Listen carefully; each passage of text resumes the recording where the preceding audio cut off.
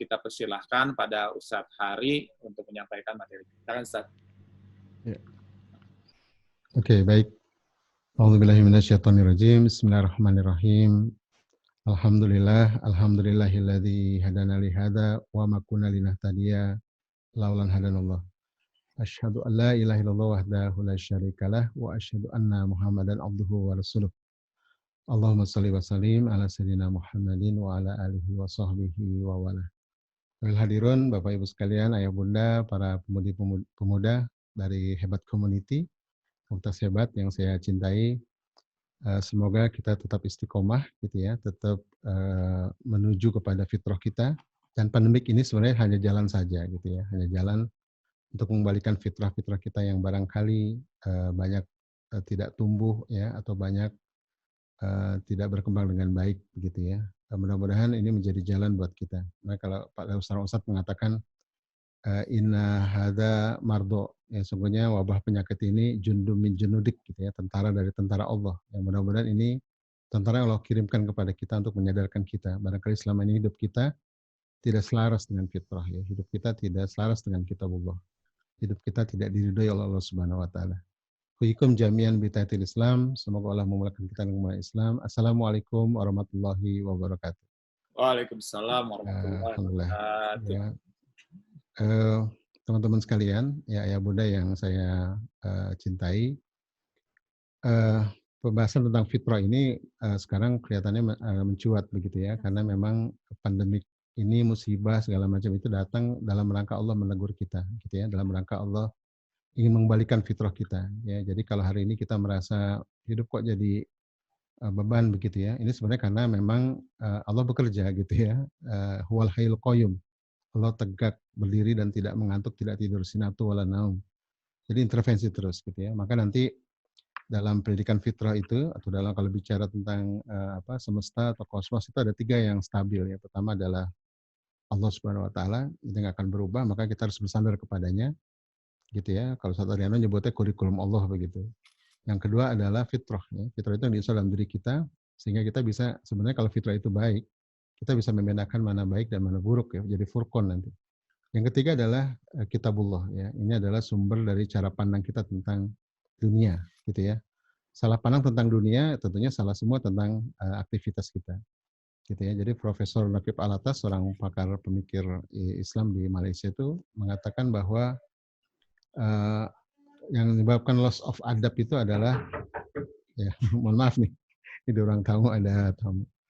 Yang menyebabkan the loss of adab adalah karena confusing in knowledge ya, karena kebingungan masalah ilmu. Ilmu ini yang dimaksud dalam Islam adalah what view ya, cara pandang kita tentang dunia yang bersumber dari wahyu gitu. Jadi ilmu ini juga mesti kita pahami, nanti ada ilmu fardu ain, ada ilmu fardu kifayah ya. Nanti kapan-kapan kita bahas ini. Teman-teman sekalian, saya ingin memulai dengan sebuah pembahasan tentang hayatun thayyibah gitu ya. Ini saya mendengar kajian ini sudah agak lama gitu ya, dari almarhum Dr. Azami gitu ya. Beliau belum lama wafat ya. Semoga Allah merahmati beliau. Beliau membahas tentang hayatun thayyibah. Kenapa bahasan ini menjadi penting kata beliau? Karena memang di Al-Qur'an itu bahasan ini begitu sering diungkap gitu ya, kata toyib, toyibin, toyibat, gitu ya, toyibah begitu ya, itu banyak dikutip kata-kata itu dan dikaitkan dengan segala macam aspek kehidupan ya. Kalau masalah makanan hal dan toyib gitu ya. Kalau masalah pernikahan nanti laki-laki baik untuk perempuan yang baik ya, perempuan yang keji untuk laki-laki yang keji. Jadi kata ini juga dikaitkan juga dengan macam hal gitu ya, termasuk dengan misalnya akidah ya. Akidah itu dalam Al-Qur'an disebut dengan sajaratut thayyibah kan. Perumpamaan kalimat yang baik itu seperti sajaratut thayyibah, pohon yang baik gitu. Jadi nanti kita akan bahas ini ya. Jadi kita mulai dari pembahasan ini. Saya izin untuk share materi ya, biar nanti lebih enak diskusinya. Nanti ya. Ini materinya. Ini sebenarnya materi yang sering saya sampaikan gitu ya di dalam banyak forum gitu ya. Ini muatan fitrah kaya bundaan di masa pandemik gitu. Ini banyak pakar ya, termasuk juga di Sekolah Alam Bang Lino Novo mengatakan ini saatnya kembali ke fitrah begitu ya. Nah, fitrah itu sebenarnya kembali kepada hayatun thayyibah ya, bagaimana hidupan yang thayyibah. Kenapa bahasan thayyibah ini penting gitu ya? Karena pertama diulang-ulang dalam Al-Qur'an. gitu ya. Jadi kata ini banyak sekali dan saya belum sempat mencari referensinya ada berapa kata yang terkait dengan kata thayyibah ini gitu ya. Terus yang kedua realitas kekinian ya. Jadi hari ini kita hidup dalam suasana memang jauh dari hayatun thayyibah gitu ya. Pola makan sejak dari fitrah jasmani itu udah kacau gitu ya. Pola makan, pola gerak, pola tidur dan seterusnya begitu ya. Sama termasuk Ramadan ini kan. Ini Ramadan ini kan sebenarnya dalam rangka agar manusia itu kembali ke fitrah gitu kan. Ya, makanya kalau buka puasa itu ketika perut kosong itu berbuka, berbukalah dengan yang manis gitu kan. Nah, manis ini sebenarnya bukan manis sweetener gitu ya, bukan sirup. Itu kalau di hadisnya itu manis buahan segar ya, rutop, kurma basah, kalau nggak ada kurma kering. Nah, kita kadang-kadang buka nggak pakai buahan gitu ya, bukanya pakai gorengan gitu ya. Jadi secara kehidupan kita sebenarnya sudah sangat jauh dari kehidupan yang baik gitu ya, dari hayatun thayyibah. Maka kemudian gitu ya, tubuh kita ini jadi rentan gitu ya. Maka ketika Allah kirim, virus pandemik ini ya berguguranlah kita begitu ya. Ini baru bicara fitrah jasmani. Nanti belum lagi ketika bicara fitrah yang lain ya, fitrah kaya bundaan ya. Berapa banyak rumah-rumah yang gaduh gara-gara ayah bunda harus menemani anak-anaknya belajar di rumah gitu ya, sepakat nggak? Gaduh gitu. Anak-anak juga merasa tidak nyaman sama orang tuanya gitu ya. Ini ada masalah apa? Masalah di fitrah kaya bundaan, atau masalah fitrah anak, atau masalah fitrah pendidikan itu sendiri. Kan pendidikan ada fitrahnya gitu ya. Jadi pendidikan itu ada pendidikan yang memang tanggung jawab orang tua, ada pendidikan yang tanggung jawab komunitas, ada pendidikan tanggung jawab sekolah gitu ya. Ini jangan-jangan juga secara fitri ini pendidikan juga tidak difahami dengan baik gitu ya. Nah, ini saya akan bahas pelan-pelan ya. Jadi secara real kekinian ya, kita sadari bahwa hari ini pandemik ini muncul memang karena teguran Allah. Jadi betul tuh doa seorang ustadz itu. Allahumma inna hadza mardha, ini adalah wabah penyakit ini adalah jundu ya, tentara min junudik, dari tentara engkau ya Allah. Begitu ya. Nah, ini masalah masalah yang sering kita bahas ya tentunya. Kita teman-teman yang belajar fitrah dari awal tentunya paham ya bahwa banyak anak-anak gagal didik hari ini gitu kan. Karena banyak tadi peran ayah bunda nggak muncul gitu ya. Nah, ketika kita Allah tegur dengan cara dikurung di rumah, alih-alih fitrah itu muncul malah jadi kacau gitu kan, gitu. Kalau orang-orang manajemen nyebutnya sekarang nanti akan hadir sebuah masa disebut new normal gitu ya. Jadi yang tadi sekarang ini serba baru jadi normal lagi. Karena manusia itu punya kemampuan adaptasi kan tentunya. Tapi dalam Islam sendiri perubahan itu tidak ada sebenarnya, yang ada adalah kembali ke fitrah gitu ya. Jadi kalau di barat itu kan perubahan itu dia mutlak. Dalam Islam enggak. Perubahan itu adalah minal fitrah ya ila kepada Allah begitu ya. Karena Allah sudah tetapkan benihnya dan sudah tetapkan ujungnya gitu ya. Maka saya menggambarkan hayatun thayyibah itu seperti pohon ya. Pohon yang benihnya itu sudah baik gitu ya, dan nanti ujungnya adalah buah yang baik gitu ya. Jadi dalam konsep Islam itu perubahan sudah disiapkan awalnya dan disiapkan akhirnya. Tinggal diproses apa enggak gitu ya. Nah, ini proses inilah nanti kemudian tugas kita di sana ya, yang Allah akan lihat nanti linabluwakum ayyukum ahsanu amala. Siapa di antara kita yang menumbuhkan fitrahnya sehingga mencapai seperti yang Allah maksud. Nah, kalau di barat itu enggak, perubahan itu ya perubahan sesuatu yang senantiasa baru begitu ya. Maka ada idiom di barat di Eropa, di Amerika itu semuanya berubah kecuali perubahan gitu ya. Karena mereka berpikir perubahan ini suatu yang mutlak gitu. Dalam Islam enggak. Perubahan ini sebuah proses menuju kesejatian ya. Jadi minal fitrah ila fitrah gitu ya, dari fitrahnya kepada fitrahnya. Dari fitrah benihnya kepada fitrah akhir akhir hayatnya begitu ya. Kalau Ibnu Khaldun nyebutnya minal fitrah ila dauril hadriyah, dari fitrah kepada peran peradaban. Sama kayak pohon ya. Dari benihnya kemudian sampai perannya. Peran pohon itu apa sih? Yang puncaknya adalah buahnya kan. Dengan buah inilah dia kemudian menebarkan rahmat ya. Kalau di Quran sebutnya tu'ti ukulha min kulli hin ya. Allah berikan buah itu setiap musim begitu. Nah, ini yang terjadi sekarang ya, karena fitrah itu tidak tumbuh di ayah bunda, juga termasuk di anak-anak, maka muncul yang disebut gagal didik. Kalau saya lebih concern kepada pertama orang tua tidak paham tentang konsep fitrah, yang kedua fitrah ayah bundanya berantakan. Kalau fitrah anak sebenarnya baik kan ya, karena setiap kali dalam keadaan fitrah gitu ya. Kalau hari ini ada anak yang salah gaul, itu berarti salah asuh, sepakat ya. Jadi kalau di konsep fitrah itu nggak ada cerita anak yang salah gaul, yang ada salah asuh, salah didik dan seterusnya. Anak-anak yang fitrahnya tumbuh dengan baik itu seperti ikan hidup di laut kan, ya teman-teman sekalian, itu ikan hidup di laut tahu ya. Bertahun-tahun berenang di samudera nggak jadi asin badannya ya kan. Tapi fitrah yang nggak tumbuh itu seperti ikan mati, cukup beberapa hari di air garam jadi ikan asin ya, sepakat ya. Nah itulah yang kemudian Allah, kita yakin betul bahwa ketika kita dihadirkan ke dunia, ya kita tidak seperti pendapat John Locke ya, kita tuh kosongan gitu ya. ada lagi pendapat dari evolusi Darwin bahwa kita tuh dari binatang misalnya. Jadi kita ini binatang yang berpikir gitu ya. Hawayatun natik gitu ya. Jadi binatang yang bisa berpikir begitu. Nah, atau tidak juga seperti pendapat Yahudi dan Nasrani misalnya, kita nih ada manusia yang anak Tuhan gitu ya, ada nitis Tuhan dalam diri kita, jadi children of God, itu juga nggak dikenal dalam Islam ya, begitu. Jadi Islam itu memang ada sifatnya mirip Tuhan dalam diri manusia, yang itu jadi bekal bagi manusia, tapi bukan sifat Tuhan, itu adalah fitrah, gitu ya. Ada mirip-mirip memang, ada Ar-Rahman, Ar-Rahim, seolah-olah itu kita punya sifat seperti Tuhan yang suka sayang, karena roh Allah ditiupkan. Tapi khasnya berbeda gitu ya, itu manusia. Mencintai Allah, mencintai, yang maha mencintai. Kita juga mencintai, tapi cinta kita beda tentunya kan, gitu ya. Jadi agak berbeda nih antara jadi fitrah itu nanti menghantam berapa cara berpikir manusia tentang manusia itu sendiri gitu. Oke. Nah ini udah pernah kita bahas ya. Oke, ini laptop saya kok nggak bergerak ya. Oke. Nah ini ada beberapa case ya yang sudah kita tahu ya, narkoba gitu ya, terus kemudian seks bebas ya. Dan ini udah jadi makanan sehari-hari lah. Ya, belum lama saya dapat kabar saya nggak lihat videonya ya, ada katanya seorang penghafal Quran yang ditangkap karena kriminal gitu. Saya nggak kaget sih gitu ya, nggak kaget, tapi miris begitu ya, karena nanti ada perbedaan antara mengajarkan agama dengan mendidik akidah, itu dua hal yang berbeda. Gitu. Hal ini kita temukan banyak orang beragama tapi tidak berakidah, karena tadi kita nggak paham tentang konsep pendidikan, ya fitrah pendidikan maupun pendidikan fitrah. Gitu. Oke. Nah, nanti di level keluarga juga ada nih, mohon maaf nih kok.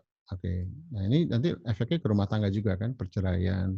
Ya, seperti saya sering bahas, perceraian itu hari ini di Indonesia sudah sampai angka mengerikan gitu ya. 395.000 kasus per tahun di tahun 2019. Itu kurang lebih 50 keluarga bercerai. Makanya ketika Hebat Community ini didirikan dulu ya pertama kali gitu, saya, Bu Septi, Bu Desi, itu sebenarnya kita pengen menguatkan peran keluarga ini. Maka dinamakan komunitas home education gitu ya. Cuma dulu kan home education ini basisnya apa gitu ya. Kalau home education basisnya kurikulum nasional, akhirnya jadi homeschooling nanti. Gitu kan. Home education ini harus merujuk kepada sebuah platform yang benar gitu ya, yang merujuk dari Quran dan Sunnah gitu ya. Maka nanti paling basic adalah fitrah. Nanti setelah fitrah tadi adalah kitabullah ya. Kitabullah nanti yang memberikan value atau adab gitu. Termasuk ilmu-ilmu yang makna-makna kunci. Nanti kita akan bahas ini. Nah, akibatnya apa? Anak-anak cedera gitu ya. Fitrahnya cedera. Walaupun fitrah itu sendiri tidak akan berubah, tapi tersimpangkan. Cuma orang nyebutnya fitrah cedera. Fitrah itu nggak cedera, cuma tertutup, tidak tumbuh atau tersimpangkan begitu. Nah, ini yang sering terjadi ya. Tambahin sedikit Ustadz yang ini. Ya. Terkait yang sebelum slide ini. Yang ini? Ya. Next. Oke, setelah ini. Ini kok agak hang ya laptop saya. Agak lambat dikit kan. Ya, saya bayangkan mungkin kondisi pandemik seperti ini. Tadi tentang perceraian tadi itu bisa istilahnya untuk kondisi yang dia lemah gitu ya, ikatannya, itu malah bisa lebih rawan lagi Ustadz ya. Betul. Ya, walaupun ada kabar gembira juga ya di masa pandemi, katanya tingkat kehamilan meningkat begitu. Tapi ini hamilnya karena nggak ada kerjaan apa gimana gitu. Tapi ngapa misi pernikahannya mungkin kalau yang misi pernikahannya banyak anak mungkin akan semakin kuat. Mudah-mudahan. Saya dengar kabar di beberapa kabupaten katanya tingkat kehamilan meningkat gitu ya sampai 10%. Tapi ya ada kabar gembira, ada kabar duka juga gitu ya. Tapi saya yakin gitu, inilah cara Allah untuk menyadarkan kita gitu kan. Selama ini barangkali termasuk definisi keluarga ya. Saya kemarin baca di beberapa literatur tentang keluarga dan peradaban ya, family and civilization. Itu arus pemikiran yang berlangsung sekarang adalah keluarga itu adalah kumpulan orang-orang ya yang saling menjalin komunikasi kemudian mencapai cita-cita bersama gitu. Cuma setitik itu gitu keluarga. Dan disebut cita-cita itu adalah hal sifatnya materi gitu ya. Makanya kalau kita saksikan keluarga itu rapuh ya karena itu suami istri bekerja, anak ditinggal begitu ya. Terus kemudian ya peran mendidik itu diserahkan ke sekolah sepenuhnya begitu ya. Dan hari ini sekolah juga kewalahan kan. Banyak sekolah itu menjerit gitu karena sekolahnya dijadikan bengkel gitu ya. Orang tua tuh yang penting udah bayar ya sudah begitu. Ini akhirnya kemudian jadi kacau balau gitu ya, jadi kacau balau. Nanti kita akan bahas nih, ada peran-peran yang harus berbagi dengan sekolah gitu ya, bukan menyerahkan sepenuhnya kepada sekolah. Gitu ya. Jadi seru juga tuh. Ya, tingkat perceraian terus terang aja mungkin perceraian juga meningkat juga ya karena sering berada di rumah gitu ya, jadi friksi makin kuat gitu. Saya kemarin ketemu dengan pasangan yang sudah minta coaching dengan saya, minta coaching sebenarnya anak-anaknya gitu ya, karena pasangan ini sudah 37 tahun menikah, tapi tiap hari cekcok. Seru ya. Saya nggak Hmm. kebayang tuh ya, saya aja nikah 27 tahun gitu ya, makin lama kita makin bijak kan, makin arif gitu ya, makin bisa makin berpikir lebih bijak begitu kan, kata orang Arab dengan menjadi tua orang jadi bijak gitu ya, kalau makin tua makin nggak bijak ada yang salah dengan umurnya. Eee, jadi udah 30 tahun pernikahan, ternyata apa, suami istri ini sebenarnya banyak masalah dari sejak awal pernikahan gitu ya, terus kemudian masing-masing menyibukkan diri di karir, gitu kan. Sibuk di karir, jadi seolah-olah masalah selesai, ya nggak pernah ketemu ya seolah-olah selesai kan. Suaranya Ustadz agak putus-putus. Saya nggak Oh tahu, saya putus-putus mendengar ya? agak putus-putus. Sudah? Agak putus-putus ya. Oke. Udah ya? Sekarang apa? Pas mungkin ini sudutnya nggak 45 derajat nih. Jadi dengan mic Ini ini harus juga 45 ya. derajat. Ya harus 45 derajat dengan mic ini. Ya jadi, saya melihat, masalah-masalah itu Oh, gitu. tidak selesai sepanjang pernikahan gitu kan. Kenapa? Karena masing-masing tidak diselesaikan, cuma cari kesibukan ya, suaminya bekerja, istri bekerja, karir, tiba-tiba begitu pensiun, kan ketemu lagi tuh di rumah ya, maka semua masalah yang selama ini terpendam itu keluar semua, gitu ya. Nah, ini yang sering terjadi dalam pernikahan ya. Banyak orang mencari solusi masalahnya dengan cara melarikan diri dari masalah gitu ya. Tidak mampu mengurai masalah atau tidak mau selesai masalahnya. Gitu ya, mau berpisah nggak mau, tapi terus tidak saling mencahayakan juga gitu ya. Nah, ini kemudian jadi problem gitu ya. Kebayang kan udah 3 bulan menikah masih masih banyak masalah begitu. Nah, ini makanya kita harus memperbaiki cara pandang kita tentang cinta, tentang bahagia gitu ya. Ini materi tadi pagi ya, nanti saya share gitu. Ya, jadi, ada cerita bahwa pernikahan itu kemudian menjadi goyang katanya cinta itu mulai pupus di tahun keempat. Percaya nggak? Jadi mulai cinta itu mulai tergerus ya, mulai jenuh dengan pasangan itu tahun keempat. Gitu, ini riset dari barat ya. Kemudian kalau dicocokkan dengan riset data statistik ternyata perceraian terbesar itu terjadi pada tahun ke-5 pernikahan sama tahun ke-10 pernikahan. Gitu ya. Ini seolah-olah sinkron nih antara riset di barat, pendapat orang barat dengan riset di Indonesia. Gitu ya. Kalau saya melihat gini, fakta itu tidak menunjukkan tidak menunjukkan kebenaran yang nyata juga kan, itu kan kesimpulan gitu ya. Misalnya di sebuah desa ada LGBT misalnya, ada lesbi, gay, transgender ya, ada homoseksual, terus ada orang normal. Kalau begitu jenis kelamin 5 dong. Itu kan fakta kan gitu. Tapi fakta tidak menunjukkan kebenaran gitu kan. Bisa jadi fakta ini begitu adanya tapi kesimpulannya bukan begitu ya. Kesimpulannya justru kalau ada 5 jenis kelamin berarti ada yang salah dengan masyarakat itu kan gitu. Rujukan yang benar apa? Kitabullah tentunya. Kita tadi ya, rujukan kita kalau mau hidup dengan bahagia itu 3 stabilitasnya itu. Yaitu pertama Allah rujukannya, ya minta kepada Allah agar ditunjukkan kebenaran. Yang kedua adalah fitrah kita, sucikan jiwa kita agar fitrah itu bisa jadi furqan pembeda. Yang ketiga adalah kitabullah gitu ya sebagai panduan world view cara pandang kita yang benar tentang segala sesuatu. Kalau Al-Quran bilang laki perempuan saja nggak ada yang lain ya sudah. Kalau ada yang lebih dari itu salah berarti kan selesai. Gitu ya nggak usah jadi perdebatan begitu. Nah ini akhirnya jadi case ya, jadi kasus-kasus dalam pernikahan gitu ya dan seterusnya. Nah, akhirnya apa kalau sudah jadi kebosanan ya masalah udah gitu ya. Cinta bisa pupus, bisa aja kalau definisi cintanya tidak ajak, tidak kokoh. Nanti kita akan bahas ini ya, hal yang makanya ketika kita membuat Hebat Community ya, hal-hal yang terkait dengan definisi itu kita strict betul gitu ya, tentang fitrah. Awalnya ya, ada tentang home education. Kenapa kita nggak nyebut homeschooling? Karena ada kata schooling itu mengganggu itu. Ya. Jadi perbedaannya signifikan antara pendidikan dan pengajaran. Karena saya riset panjang, diskusi panjang dengan para pakar, dengan praktisi ya, bahwa ada perbedaan antara home education dan homeschooling gitu ya. Bahkan ada pendapat anak-anak yang well schooled, tersekolahkan dengan baik, belum tentu well educated kan. Itu sudah diakui secara internasional gitu ya. Maka kita definisinya kenapa home education bukan homeschooling waktu itu. Gitu ya. Terus kemudian kalau home education kan anak mau sekolah, nggak sekolah, unschooling, homeschooling, nggak ada masalah. Yang penting kurikulum di tangan orang tua gitu kan. Tanggung jawab orang tua. Fitrah itu tanggung jawab orang tua. Nah kemudian kenapa akhlak and talents gitu ya. Karena waktu itu kita berpikir ini harus ada paduan antara sifat yang real yang dikenal masyarakat. Kalau fitrah waktu itu belum dikenal. Maka akhlak and talents ya. Ustadz Adriano bahkan pernah mau mengusulkan akhlak diganti akidah gitu ya, karena ini berbeda antara akidah dengan akhlak. Akhlak itu kan buah dari akidah sebenarnya gitu kan. Nah ini nanti teman-teman di pengurus yang memikirkan ini. Tapi yang jelas fitrah apa home education itu di Hebat Community memang base-nya itu fitrah based education itu gitu ya, basisnya fitrah gitu. Nah itu ya teman-teman sekalian, jadi kenapa kita intens membahas ini karena memang ini menjadi karena kalau kita membuat sebuah komunitas itu panduan ilmunya harus ajak, kalau enggak melayang-layang nanti nggak jelas begitu. Oke ya, nah ini cinta abadi nih katanya. Ini dapat dari Profesor Naqib Alatas ya. Saya apa ini sebenarnya definisi tentang kebahagiaan tapi saya coba sesuaikan dengan perspektif cinta. Gitu. Jadi cinta itu bukan sekedar rasa suka, rasa senang, ya yang akan berakhir segera ketika pikiran, perasaan, tubuh mengalami kepuasan. Bukan itu. Jadi enjoy itu, easy itu bukan nggak selalu abadi gitu ya. Maka cinta itu adalah kepastian dan keyakinan ya akan suatu kebenaran. Ya, ini berarti udah bicara tentang dari makna hidup gitu ya, dari dalam jiwa ya, tentang stabilitas. Bahwa itulah cinta ilahi gitu. Nah ini kadang-kadang di pernikahan tidak difahami dengan benar.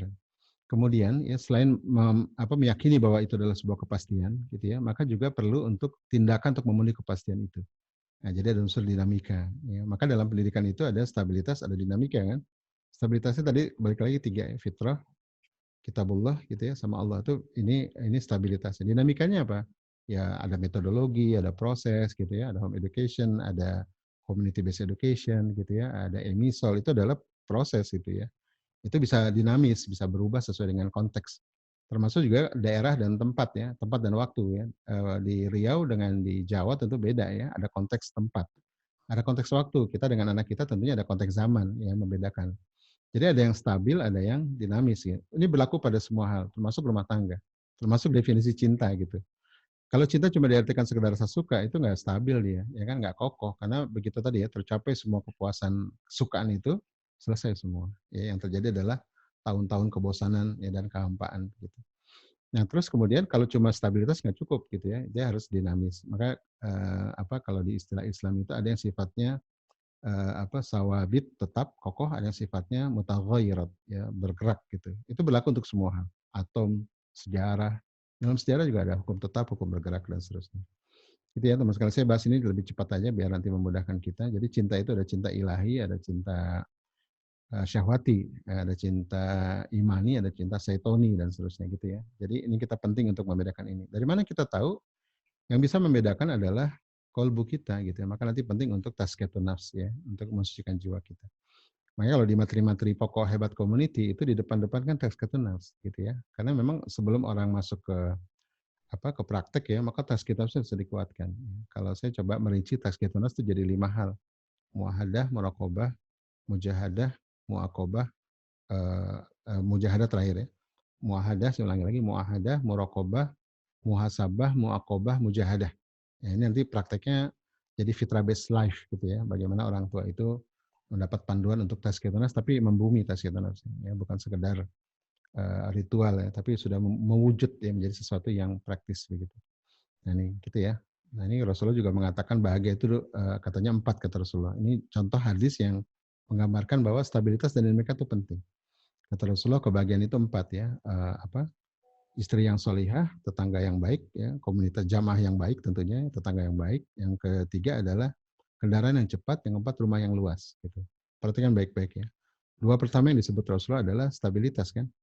Pasangan yang soleh, istri yang soleh, suami yang soleh itu unsur stabilitas, nggak bisa dirubah itu.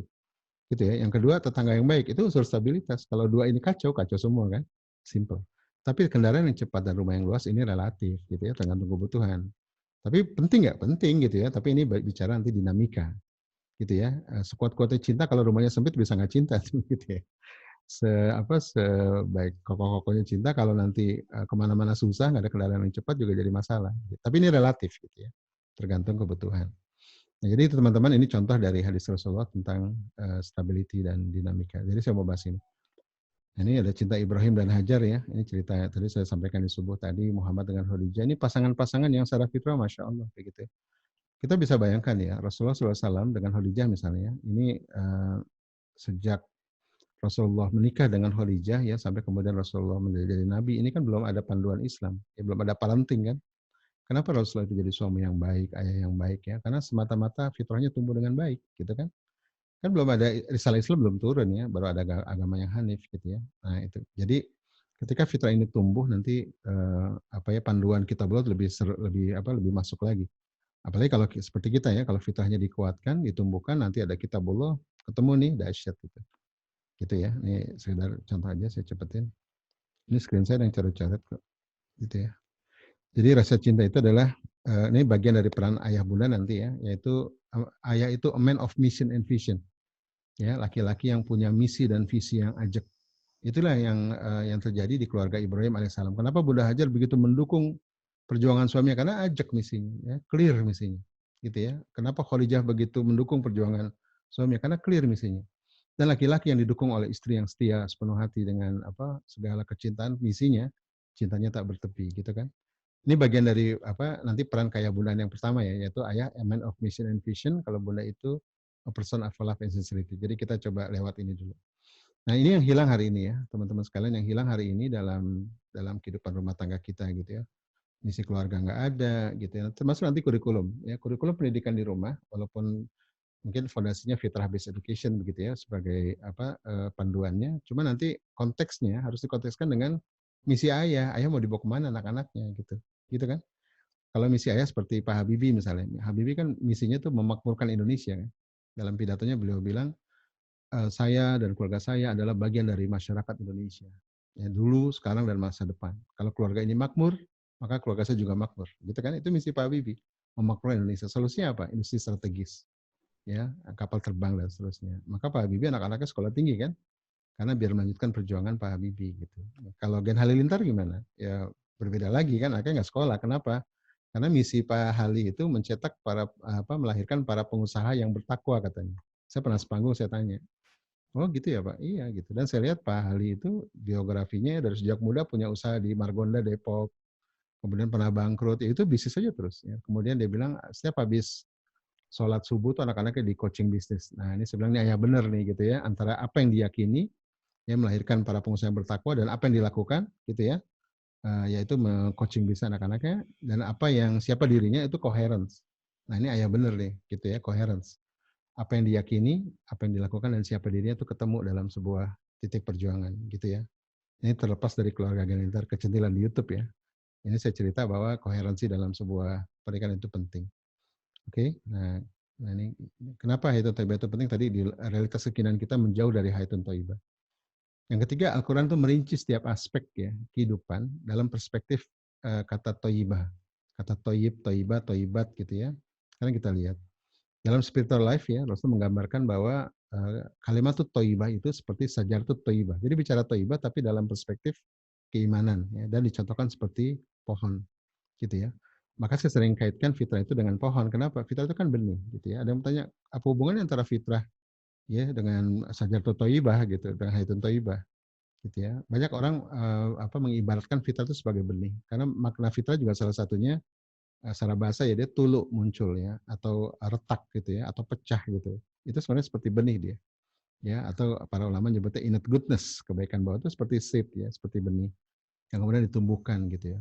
Dan fitrah itu sendiri, pokok dari fitrah itu adalah spiritual, keimanan. Itu pokoknya itu. Bakat semua itu menyertainya.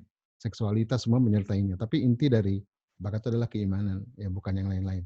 Yang lain itu pelengkap, pendukung gitu ya. Intinya adalah spiritual. Kalau Profesor Muhammad Yasin menyebutnya sifat dasar spiritual. Jadi terkait dengan tauhid, dengan akidah, dengan keimanan itu fitrah, gitu ya. Nah, ini terkait spiritual life. Kemudian family life ya. Ini juga dikaitkan dengan kata toyiban ya. Watoyibatu ditoyibina, perempuan yang baik untuk laki-laki yang baik gitu ya. Watoyibuna, laki-laki yang baik untuk perempuan yang baik. Lawannya khobithat ya. Wal khobithatu lil khobithina. Perempuan keji untuk laki-laki keji dan seterusnya. Jadi teman-teman sekalian, Al-Quran ini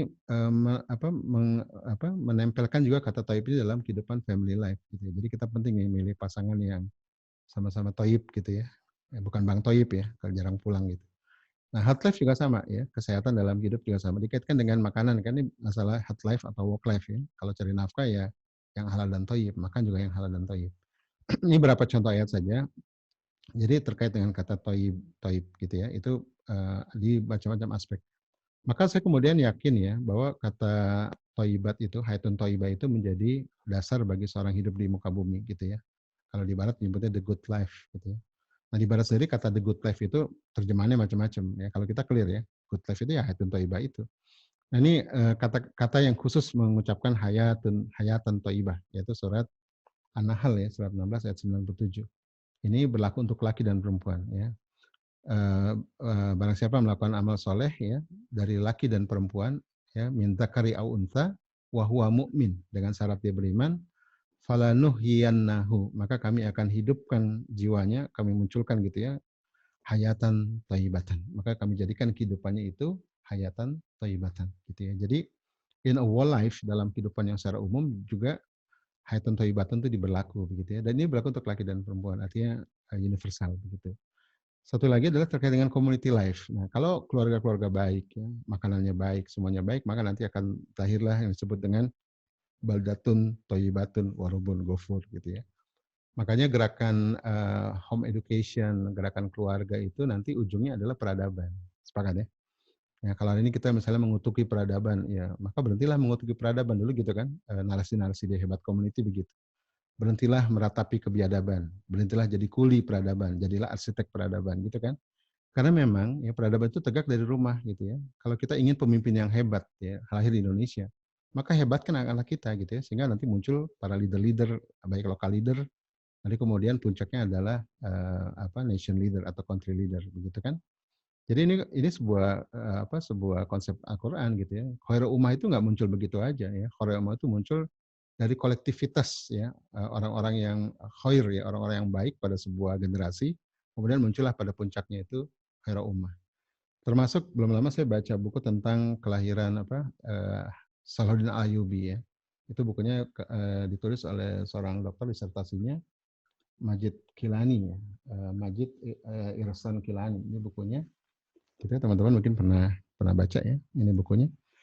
Ini buku disertasi, penulisnya sudah meninggal berapa tahun yang lalu, barangkali begitu ya, tahun lalu kalau nggak salah meninggal wafat gitu. Dan ini luar biasa, beliau adalah pakar tarbiyah, pakar pendidikan, dan menganalisa kenapa sampai Salahuddin Ayyubi itu lahir gitu. Kalau kita lihat Salahuddin Ayyubi ya, seorang panglima perang yang hebat ya, bisa melakukan Yerusalem begitu ya, dengan pasukan yang luar biasa itu. Kita kadang-kadang kagum dengan Salahuddin Ayyubinya, tapi kita lupa melacak kok bisa lahir generasi Ayyubi. Ya, Kilani itu menyebutnya, Salahuddin Ayyubi itu bukan seseorang ya, dia memang seseorang, tapi dia bukan sendirian. Nggak mungkin dong dia ke Yerusalem sendirian sama pasukannya lalu menang, lalu pulang, yang lain duduk-duduk, nggak mungkin ya. Jadi Ayyubi itu menurut dia adalah puncak dari orang-orang hebat pada setiap bidang yang lahir pada zaman itu. Maka muncullah Al-Ayyubi, Salahuddin Ayyubi. Sejak kapan generasi ini muncul? Setelah dilacak ternyata 50 tahun kemudian telah dipersiapkan oleh Imam Ghazali gitu ya. Jadi semua orang-orang hebat di masa itu bersanad kepada Imam Ghazali, Nuruddin Zanki dan Imam Ghazali termasuk Abdul Qadir Jailani begitu ya. Masya Allah itu. Jadi teman-teman sekalian, kita tidak bisa berpasrah tangan hari ini gitu ya. Mari kita mulai bangun peradaban. Jangan nunggu pemimpin dari langit gitu ya. Pemimpin itu dari rumah-rumah kita gitu ya. Maka kuatkan peran kita ini. Barangkali pandemi ini jadi pelajaran berharga buat kita untuk ayo teman-teman ya, kuatkan fitrah kaya bundaan. Lahirkan para leader-leader dari rumah Anda, maka nanti muncul leader terbaik untuk bangsa ini. Sepakat ya? Itu misi hidup saya gitu ya, bagaimana mendidik keluarga ini bisa melahirkan leader jadi agen perubahan peradaban gitu ya. Karena saya yakin betul peradaban ini tergantung dari secara kolektif ya, orang-orang hebat yang lahir pada sebuah generasi. Dan orang-orang hebat ini lahir dari mana? Dari rumah-rumah kita. Sepakat? Ya kalau dari rumah-rumah kita hanya melahirkan anak-anak yang gagal didik, gagal asuh, ya cuma punya ijazah sampai S3, cuma hafal Quran tapi tidak punya giro, what for, buat apa begitu ya. Termasuk anak-anak yang gagal dewasa gitu ya. Nah ini maka jadi kerja kita bersama ya, tentunya nggak bisa kita sendirian. Kita harus banyak mengajak orang-orang di sekitar kita untuk ayo bangkit gitu ya. Gitu. Maka setelah hebat community saya juga ikut bikin gerakan Fitrah World movement, bukan community movement gerakannya. Agar dari keluarga ini bergerak ya, bukan hanya kedaulatan dalam pendidikan, juga kedaulatan dalam yang lain, ekonomi, politik, ya, termasuk pangan, energi, kita harus berdaulat. Bukan berarti pengen bikin negara gitu ya, enggak. Justru dengan keluarga kuat, komunitas berdaulat, ya, negara juga berdaulat. Sepakat nggak? Gitu ya. Ya, kalau zaman dulu orang curiga kalau komunitas menguat nanti dia memisahkan diri. Kalau sekarang nggak mungkin karena orang mikir ulang kalau memisahkan diri. Nanti kayak timur-timur ya, susah akhirnya. Orang sekarang berpikir ya terlalu capek energinya kalau memisahkan diri. Mari kita sama-sama menguatkan kekuatan kita gitu ya sehingga nanti bangsa ini menjadi kuat secara kolektif gitu. Kesadaran itu sudah muncul di mana-mana. Jadi teman-teman sekalian ya, kenapa Hayatun Thayyibah itu penting kajian ini dan dikaitkan dengan fitrah karena memang fitrah itu benih bagi kehidupan gitu ya. Nah, ini gambarnya nih. Kita antara fitrah dengan Hayatun Thayyibah.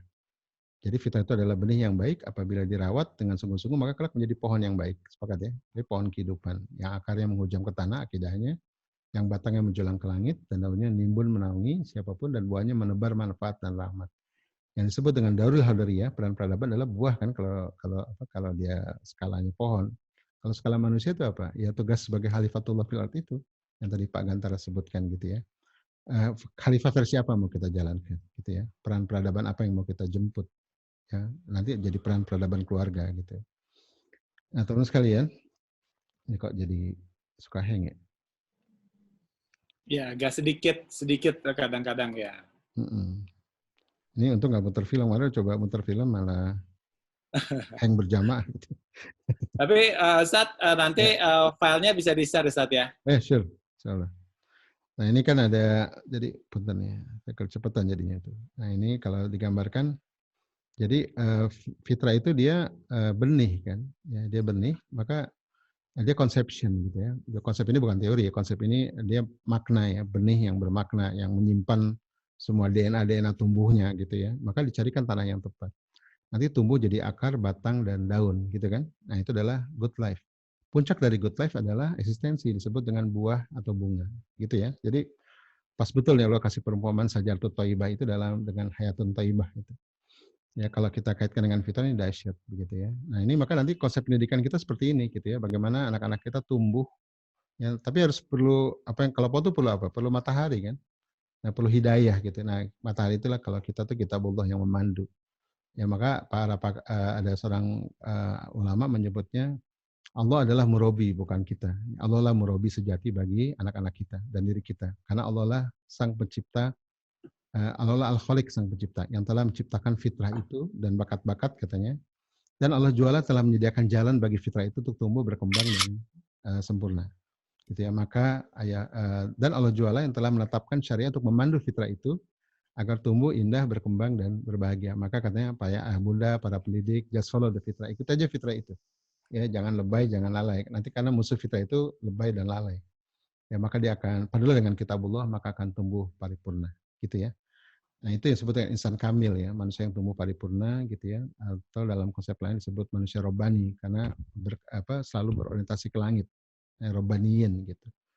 Nah, itu teman sekalian, jadi ini konsep fitrah dengan ya. Nah, ini harus saya gambarkan seperti ini. Gitu ya. Nah, ini yang kalau di sebelah kirinya itu yang lingkaran yang terluar itu adalah buahnya. Lingkaran yang tengah itu adalah kehidupan yang baik, yang paling dalam itu benihnya fitrah. Gitu. Jadi saya gambarkan dalam bentuk lingkaran untuk memudahkan nanti dalam proses kita pemetaan dan seterusnya gitu ya. Gitu. Saya teruskan ya. Ini kok nggak jalan. Nah, itu kalau teman-teman lihat, fitrah itu 8 kan yang sudah kita pelajari ya. Ada fitrah iman gitu ya. Fitrah iman ini kalau tumbuh jadi spiritual life dia, ya kan? Jadi kehidupan spiritual atau fight life, kehidupan dalam keimanan. Kalau tumbuh lagi jadi buah, buahnya apa? Change maker. Change maker ini bahasa lain dari daiyah ya, menyeru kebenaran. Kenapa saya tulis change maker ya? Karena iman itu diukur dari seberapa kita mampu melakukan perubahan. Itu kan waman ro'a mungkaron. Barang siapa lihat kemungkaran, falyughayyirhu biyadihi. Maka dia harus merubah dengan tangannya. Falam yastati kalau nggak mampu, fabilisani. Ya, dengan lisannya kalau nggak mampu dengan hatinya. Wahya ada full iman itu selama-lamanya iman. Jadi ukuran iman itu adalah mampu nggak membuat perubahan. Itu iman gitu ya. Apa cuman di lisan, ya, maki-maki doang gitu ya. Apa cuma di hati yang gerundel gitu ya. Iman itu harus diwujudkan. Itulah kenapa orang yang beriman itu, Luqman nasihati anaknya ya, wahai anakku, sampaikanlah kebenaran gitu ya, amar ma'ruf nahi mungkar. Terus mengatakan fasbir ma'a man asobak, sabarlah kamu terhadap apa yang menimpa kamu. Gitu kan. Jadi nggak mungkin diuji gitu ya, iman itu diuji kalau kita tidak berdakwah, sepakat nggak? Gitu ya. Maka iman itu ukurannya adalah apa yang mau kita rubah. gitu ya. Maka nanti dalam peran ayah bunda, pendidikan iman itu nanti sampai ke titik itu, sampai ke titik bagaimana anak kita punya giroh untuk menolong umat, melakukan perubahan gitu ya, jadi change maker ya, bukan cuma sekedar dapat ijazah gitu ya, atau sekedar bakatnya tumbuh cari kerjaan, bukan. Apa yang mau dia rubah dari masyarakat yang Allah ridho, begitu kan? Nah itu pendidikan iman, jadi orientasinya nanti jadi peran peradaban dalam sisi perspektif keimanan itu change maker, gitu ya. Jadi harus sampai titik itu, gitu ya. Termasuk nanti peran ayah secara spesifik, ayah itu kan tadi a man of mission and vision gitu ya. A man of mission and vision itu orang yang punya misi, dan misi itu adalah change maker gitu ya. Dan anak-anak itu akan mudah menjemput peran change maker-nya kalau ayahnya itu clear misinya. Ya kan nggak mungkin anak-anak kamu jadi change maker ya, nak ayah apa tuh? Ayah yang diperjuangkan apa? Nggak ada, nggak bisa kan gitu. Karena mindset kita kebanyakan hari ini ya masih itu nyekolahin anak itu biar dia biar dia ini Fitrah 8 ya. Kok jadi bolak-balik ke sini. Ya, oke. Nah itu. Nah jadi mindset orang sekarang nyekolahin anak kan karena apa? Karena ijazah, karena biar pintar gitu kan dan seterusnya. Bukan itu. Ada seorang ibu yang banyak jadi rujukan gitu ya. Mungkin sekarang udah berubah kali ya, mudah-mudahan. Tapi ini mewakili mindset banyak ibu-ibu ya. Ibu ini bilang gini di Facebook ya, itu sekitar 6-7 tahun yang lalu lah ya, bilang begini, alhamdulillah anak saya yang hafiz Quran, bagus ya, luar biasa ibu yang bisa menghafizkan anaknya jadi hafiz Quran. Alhamdulillah saya hafiz Quran, sudah tamat dari PTN, gitu ya, mohon doanya agar segera diterima bekerja. Masalah nggak? Hafiz Quran, tamat PTN, mohon doanya agar segera diterima bekerja. Ini kan, ini mindset banyak orang tua hari ini kan. Kalau anaknya sudah kuliah ya kerja lah, mau ngapain gitu kan. Nah, tapi bukan itu kan harusnya. Harusnya dia mendoakan anaknya menjadi change maker. Kalau doanya begini kan lebih bagus ya. Anak saya yang hafiz Quran sudah tamat dari perguruan tinggi negeri, mohon doanya. Sekarang sedang merintis dakwah di Wamena dengan energi terbarukan. Sekarang sedang ada di perbatasan Riau gitu ya untuk membangun desa madani bersama warga setempat misalnya begitu ya. Sekarang ada di perusahaan multinasional, dalam berapa tahun dia akan kembali ke Indonesia untuk membangun Indonesia. Nah itu namanya on mission. Ya, ada misi yang diperjuangkan, walaupun harus belok-belok dulu ya, kerja dulu di perusahaan asing atau apa, tapi ada yang mau diperjuangkan dari jiwanya itu akan diperjuangkan sampai akhir. Sama kayak Pak Habibie kan, Habibie kan pernah kerja di Jerman, tapi hatinya itu Indonesia gitu kan, merah putih dia. Bagaimana memakmurkan bangsa Indonesia dengan industri strategis. Kapal terbang itu solusi saja, bukan buat dirinya, buat Indonesia kan. Maka kapal terbang Pak Habibie itu Indonesia banget kan, ya karena bukan buat dirinya, tapi untuk memakmurkan Indonesia. Ini teman-teman sekalian, nah ini mission of life ya, maka nanti kalau kita merancang misi hidup itu harus meliputi 8 ini. Yang kemarin ada seorang ibu, Bu siapa ya, saya nggak sebut namanya ya, dari Riau kalau nggak salah, dia bilang, suami saya tuh dia dakwah sosialnya keren gitu ya, tapi masalah anak cuek katanya. Nah ini kalau kita lihat sini ya, Fitra Iman tuh dia change maker ya, ini dakwah, ya. Maka dakwah itu segalanya. Ya maka dalam kalau buat misi keluarga atau misi personal ya, yang paling atas tuh dakwah. Apa yang mau kita rubah dari masyarakat? Apa yang menggebu dalam jiwa kita untuk melakukan perubahan? Termasuk nanti misi keluarga juga, apa yang keluarga kita mau lakukan untuk umat. Jadi bukan berpikir kita, tapi berpikir umat. Loh kalau kita belum beres gimana, Ustaz? Nah kalau belum beres itu ya, itu strategi. Ya berpikirnya yang besar, tapi nanti mulai dari dalam tentunya kan. Apa yang mau kita perbaiki agar kita bisa mencapai misi besar itu. Bukan visi ya, misi, tugas.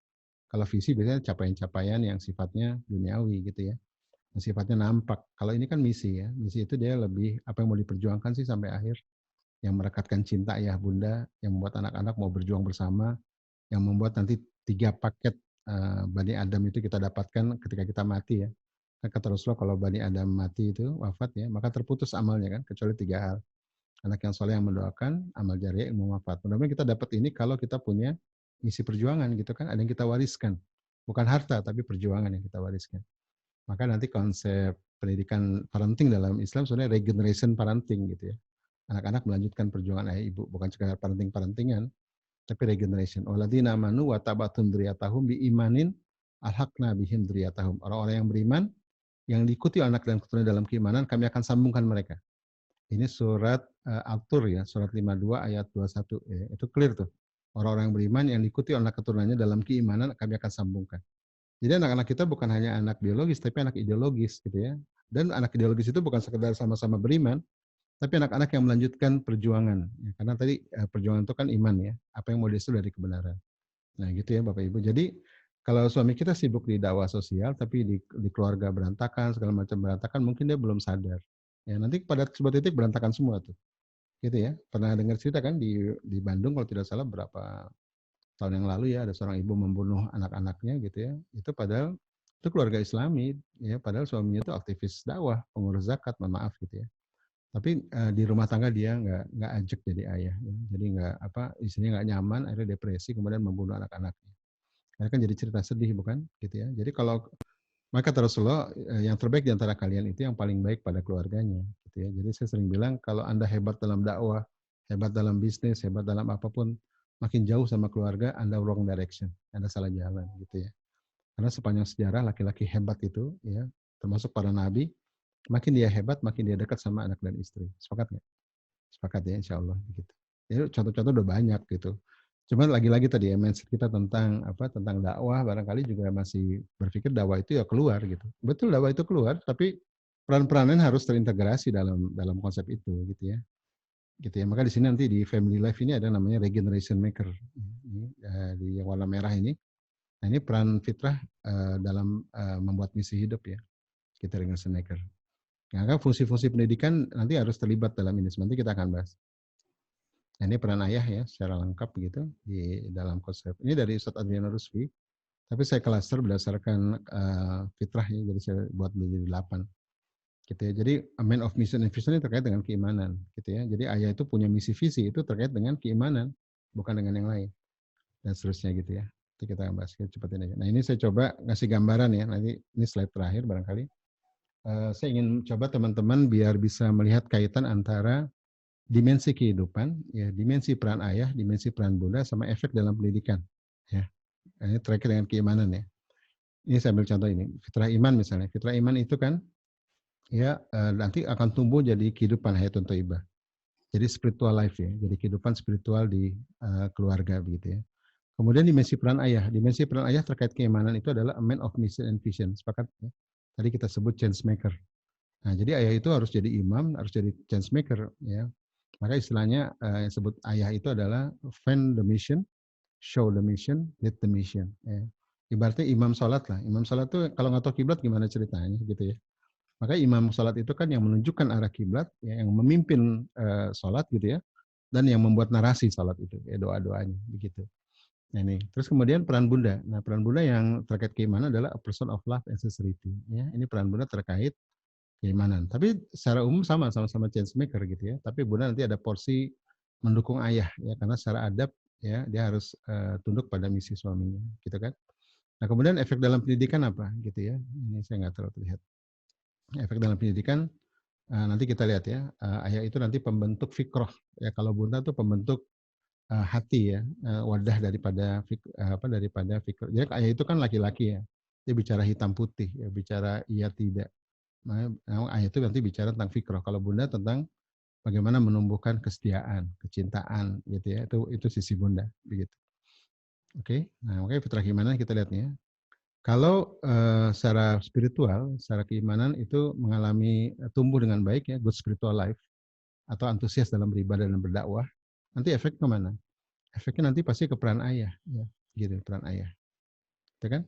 Kalau rumah tangga itu secara ibadah dia konsisten, antusias, lalu bergerak gitu ya, mulai berdakwah, nanti makin kuat, nanti peran ayah itu akan tercapai ya. Jadi ayah itu nanti akan punya misi hidup yang ajak untuk menolong umat. Nah, ini kalau dari spiritual life ya. Lalu kemudian ayah tadi akan mengalami apa yang disebut dengan koherensi tadi, konsistensi antara apa yang diyakini, apa yang dilakukan dan siapa dirinya itu koherens gitu ya. Terus yang ketiga peran bunda nih. Nah, kita lihat peran bunda. Nah, tadi peran bunda apa? Setia dan cinta mendukung gitu ya.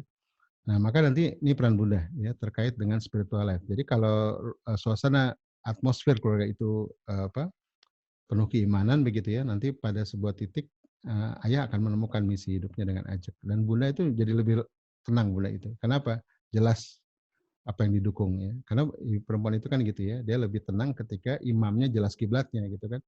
Ya, ibaratnya kalau kapal terbang tuh istri itu co-pilot gitu. Kalau pilotnya tuh lupa rute penerbangan, galau nggak co-pilot? Galau. Teknik-teknik komunikasi sebagus apapun ya, tiap hari ikut teknik komunikasi lah. Kadang yang bilang kalau rumah tangga harmoni perlu komunikasi, benar gitu ya. Tapi itu bukan yang utama. Yang utama apa? Kejelasan mau menuju kemana. Sepakat? kejelasan rute perjalanan, gitu kan? Sebagus apapun komunikasi pilot dan kopilot, kalau nggak jelas mau mendarat di mana atau rute penerbangan atau tahu mau mendarat di mana tapi nggak tahu rutenya, wassalam ya, gitu ya, gaduh tiap hari. Nah kemudian nanti efek dalam pendidikan anak apa? Nah, ayah jadi role model, ya. Anak-anak tuh melihat iman ayah tuh bukan cuma ngomong, ayah tuh berjibaku memperjuangkan itu. Ya, misalnya ayah punya misi kayak Pak Bibi ya, menolong membangun Indonesia dengan kapal terbang. Anak-anak melihat kan, bapaknya tuh berjuang gitu ya, siang malam demi misinya untuk menolong bangsa ini. Itu jadi role model dia. Jadi iman bukan cuma perintah, instruksi, tapi role model ya, dicontohkan melalui tindakan ayahnya yang nyata dalam bentuk misi hidup. Nah, maka ini kaitan-kaitan antara kehidupan spiritual ya dengan peran ayah dari sisi keimanan, peran ibu dari sisi keimanan dengan efek pendidikan di rumah. Makanya kalau sekarang kita banyak nasihat tidak ampuh di rumah, ya jangan-jangan anak-anak tidak melihat apa yang disebut dengan keimanan secara nyata gitu ya. Apalagi usia SD. Usia SD itu usia apa ya? Usia dunia nyata kan. Dia usia ngebolang gitu ya. Dia harus melihat wujud gitu. Nak berjuang nak demi agama Allah. Maksudnya apa, Bi? Ya berjuang, kamu harus belajar yang rajin. Maksudnya apa, Bi? Gitu ya. Nggak ada contoh gitu. Nah, kalau kita bisa bilang, coba lihat nih Abi ya. Abi ini berjuang memperjuangkan fitrah based education. Ya, siang malam Abi research, Abi belajar, ya Abi bikin komunitas gitu ya, Abi berbagi dengan umat gitu ya. Anak-anak akan melihat, oh iya ya, ayah saya benar itu ya. Jadi misi hidupnya tuh kelihatan. Itu dalam bentuk dakwah kepada umat, ajak gitu ya. Dia lihat Umi sama Abi itu berjibaku siang malam lakukan itu. Maka anak-anak jadi mudah untuk diingatkan gitu kan, sepakat ya. Jadi pendidikan keimanan itu bukan sekedar bagaimana membuat jatuh cinta pada Allah, itu bagus ya, membuat anak sadar untuk, tapi anak-anak perlu role model ya dalam hal ini ya, dan itu harus ada muncul dari ayah ibunya. Nah mudah-mudahan pandemik ini membuat kita makin sadar ya bahwa mendidik iman anak itu bukan sekedar contoh melakukannya ya atau membuat anak punya giroh, tapi juga contoh dalam mewujudkannya gitu ya dalam kehidupan nyata gitu. Nah terus kebalikannya gimana? Ya kalau bad spiritual life ya, kalau kehidupan spiritualnya buruk. Ya misalnya ayahnya sholatnya robotik, mekanistik, ya ibunya ya agama jadi siraman rohani semata gitu ya. Maka yang terjadi apa? Ya tentunya pada sebuah titik ayah-ayah nggak jelas spiritual life-nya gitu, sholat aja males gitu. Gimana menemukan misi hidup, gimana mau menyuruh kebenaran gitu ya. Nah biasanya nih ngalami ketidakjelasan misi hidup. Ya, atau ketidakutuhan. Dia punya misi hidup barangkali tadi dakwah sosial, tapi yang lainnya berantakan. Ini pernah terjadi juga di beberapa ustadz yang kondang gitu ya. Saya mohon maaf ya, saya ambil contoh Agim, ya. Ini bukan menjelekkan Agim, Agim sendiri cerita di YouTube.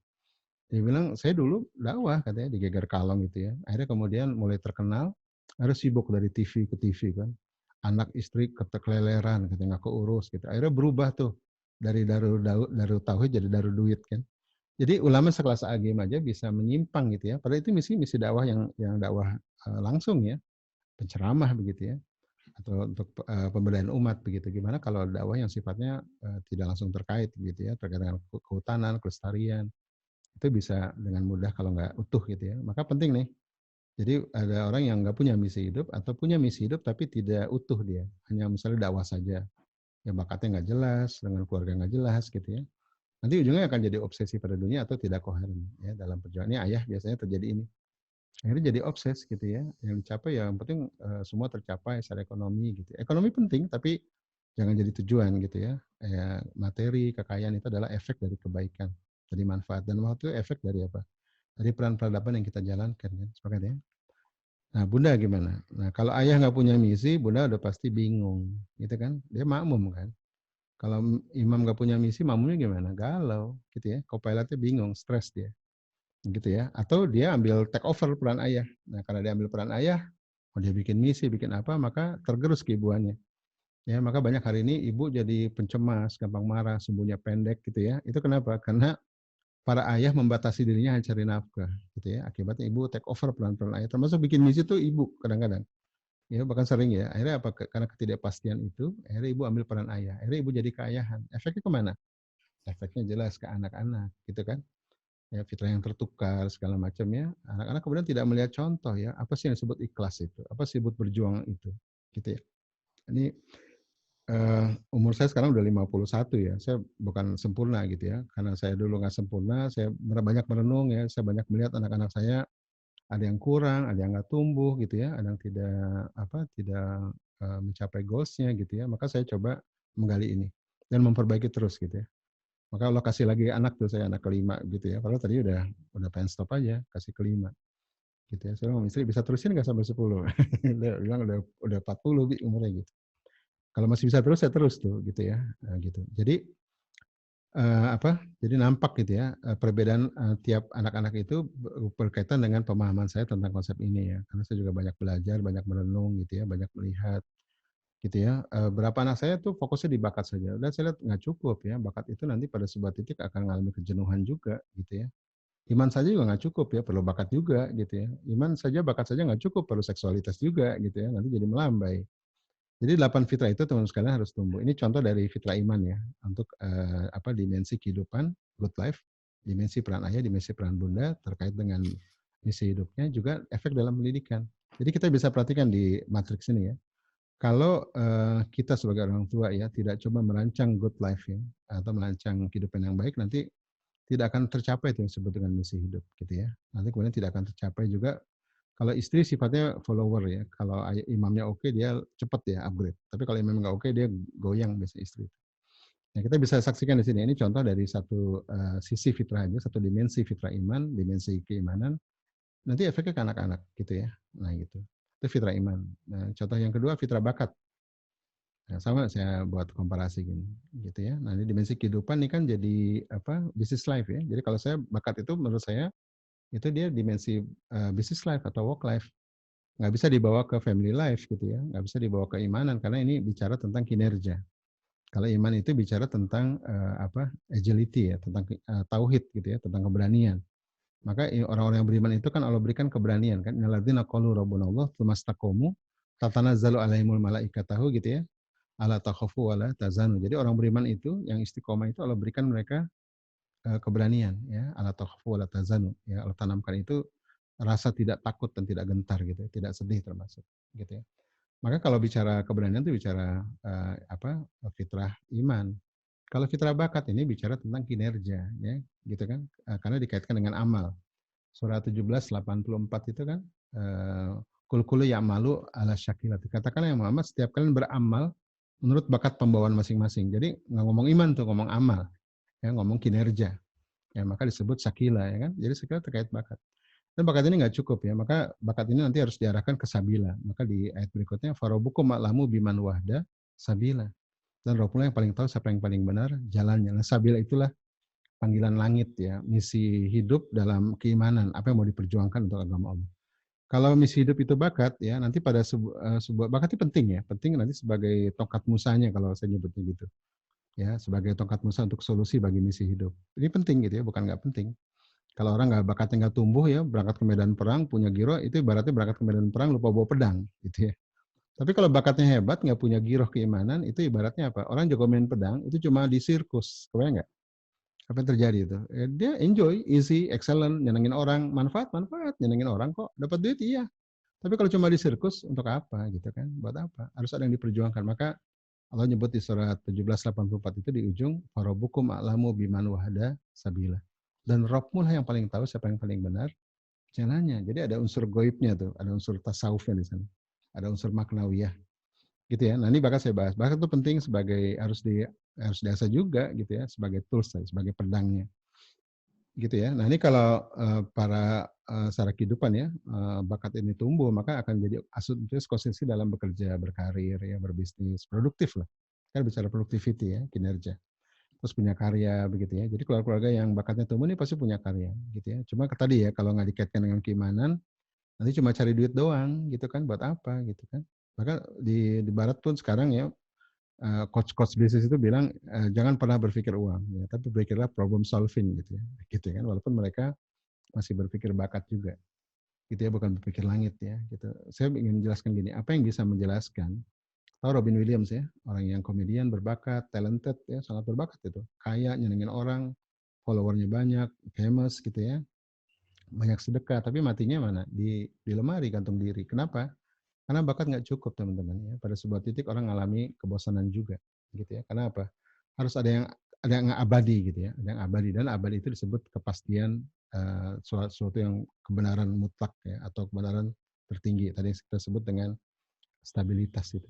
Ya, stabilitas itu kan tiga ya. Tadi Allah, fitrah, kitabullah gitu. Oke? Nah ini secara ayah ya, maka ayah kalau dia secara bakatnya bagus ya, work life-nya bagus, maka dia bisa menunjukkan produktivitas ya. Dia bisa menunjukkan ihsanul amal di rumah ya. Bagaimana sih orang bekerja itu ihsan? Karena dia profesional kan. Dia bisa jadi coach bisnis kalau dia memang businessman gitu ya, atau dia punya punya peran dalam sebuah bidang. Dia bisa jadi coach ya. Anak-anak biar bisa magang sama ayahnya langsung itu jauh lebih bagus kalau bisa. Gitu ya. Nah ini kemudian ibu gimana? Ibu memberi pendampingan moralitas dalam hal ini kan, karena bakat itu harus didukung oleh moralitas dan ibu yang memainkan moral ini, gitu ya. Karena kalau cuma kinerja tanpa moralitas nanti kacau tuh ya, karena orang perlu attitude kan ya, perlu attitude dan seterusnya. Nah ibu juga ikut memberikan karya dengan bakatnya dalam keluarga itu, karena bakat itu tumbuh rame-rame. Kalau nyebutnya mungkin keluarga ramah bakat gitu ya. Tapi ramah bakat tanpa iman nanti akhirnya jadi cuma cari uang gitu kan. Nah, efek dalam pendidikan apa? Kalau ayah yang jelas maka ayah mampu jadi role model. Ya kayak tadi Gen Halilintar kan, Pak Habibie itu jadi role model bagi anak-anaknya dalam profesinya, dalam memberikan solusi bagi umat. Kalau bakat ini nggak tumbuh, apa yang terjadi? Ya bad work life lah gitu ya. Ayah cuma cari uang, nunggu jabatan, galau gitu ya. Siapa di sini para ayah yang sering galau karena tidak cocok bakatnya dengan pekerjaannya? Gitu ya. Saya ada ibu ngeluh, suami saya tuh susah diajak parenting. Saya bilang para ayah yang sudah susah diajak parenting itu pasti ayah yang tidak bahagia ya dan tidak selesai dengan dirinya. Ada kemungkinan di imannya berantakan ya. Dia tidak merasa bahwa didik anak itu bagian dari keimanan. Oke. Yang kedua mungkin di bakat berantakan ya. Dia mungkin di kantor dia cuma jadi pesuruh ya, tidak berkembang bakatnya. Ini ayah-ayah yang tidak selesai begini biasanya di ruang keluarga dia tidak produktif gitu ya. Gitu. Oke, jadi kalau kerja asal kerja dan seterusnya. Nah, ini dimensi ayah, kalau demikian maka ayah jadi nggak jelas profesinya. Saya pernah cerita ya, saya ketemu sopir taksi online, ternyata dokter hewan. Umurnya 35 tahun, anaknya 2. Dan saya tanya, kenapa Pak, kok naik taksi online nggak jadi praktek dokter? Saya bilang, saya gimana aja praktek Pak Hari, katanya, pegang kucing aja jijik. Jadi dokter hewan pegang kucing jijik, umur 35, anak 2. Kebayang nggak? Umur segitu masih bingung siapa dirinya. Ya, apa yang mau jadi profesinya. Itu masalah tuh. Ya tidak punya karya solutif, ya, nggak punya karya solutif. Ini nanti ibaratnya orang nanti kalau punya giroh imannya bagus, bakatnya tumbuh, nanti dia di medan perang nggak bawa pedang gitu. Atau seperti Musa alaihissalam ya di pinggir Laut Merah, tongkatnya ketinggalan di rumah, itu masalah. Karena tongkat Musa ini kan simbol kompetensi Musa kan. Dan Musa di akhir hayatnya nggak disebut dengan Musa sang pengembala kambing atau sang peternak sukses enggak. Musa sang nabi, kenapa? Karena menggunakan kompetensinya, jadi sakilanya di sabila, di jalan Allah begitu. Gitu ya. Maka penting teman-teman sekalian untuk selalu merujuk ke spiritual ya, ke keimanan. Nah, Ibu gimana? Ya, kalau bad work life tentu Ibu ngalami demoralisasi kan. Gimana membangun moral? Ibu sendiri juga ngalami demoralisasi, ketidakjelasan dalam kehidupan. Tidak fokus menanamkan moral anak. Nah, efeknya apa? Di anak-anak sendiri, gitu ya. Nah, ini barangkali 2 contoh ini bisa memberikan gambaran kita kaitan-kaitan antara hayatun thayyibah, dimensi kehidupan yang baik, dengan peran ayah, peran ibu, dan efek pendidikan. Nah, mudah-mudahan pandemik ini ya, 4 kotak ini makin menguatkan kita untuk ayo kembali ke hayatun thayyibah, kehidupan yang baik.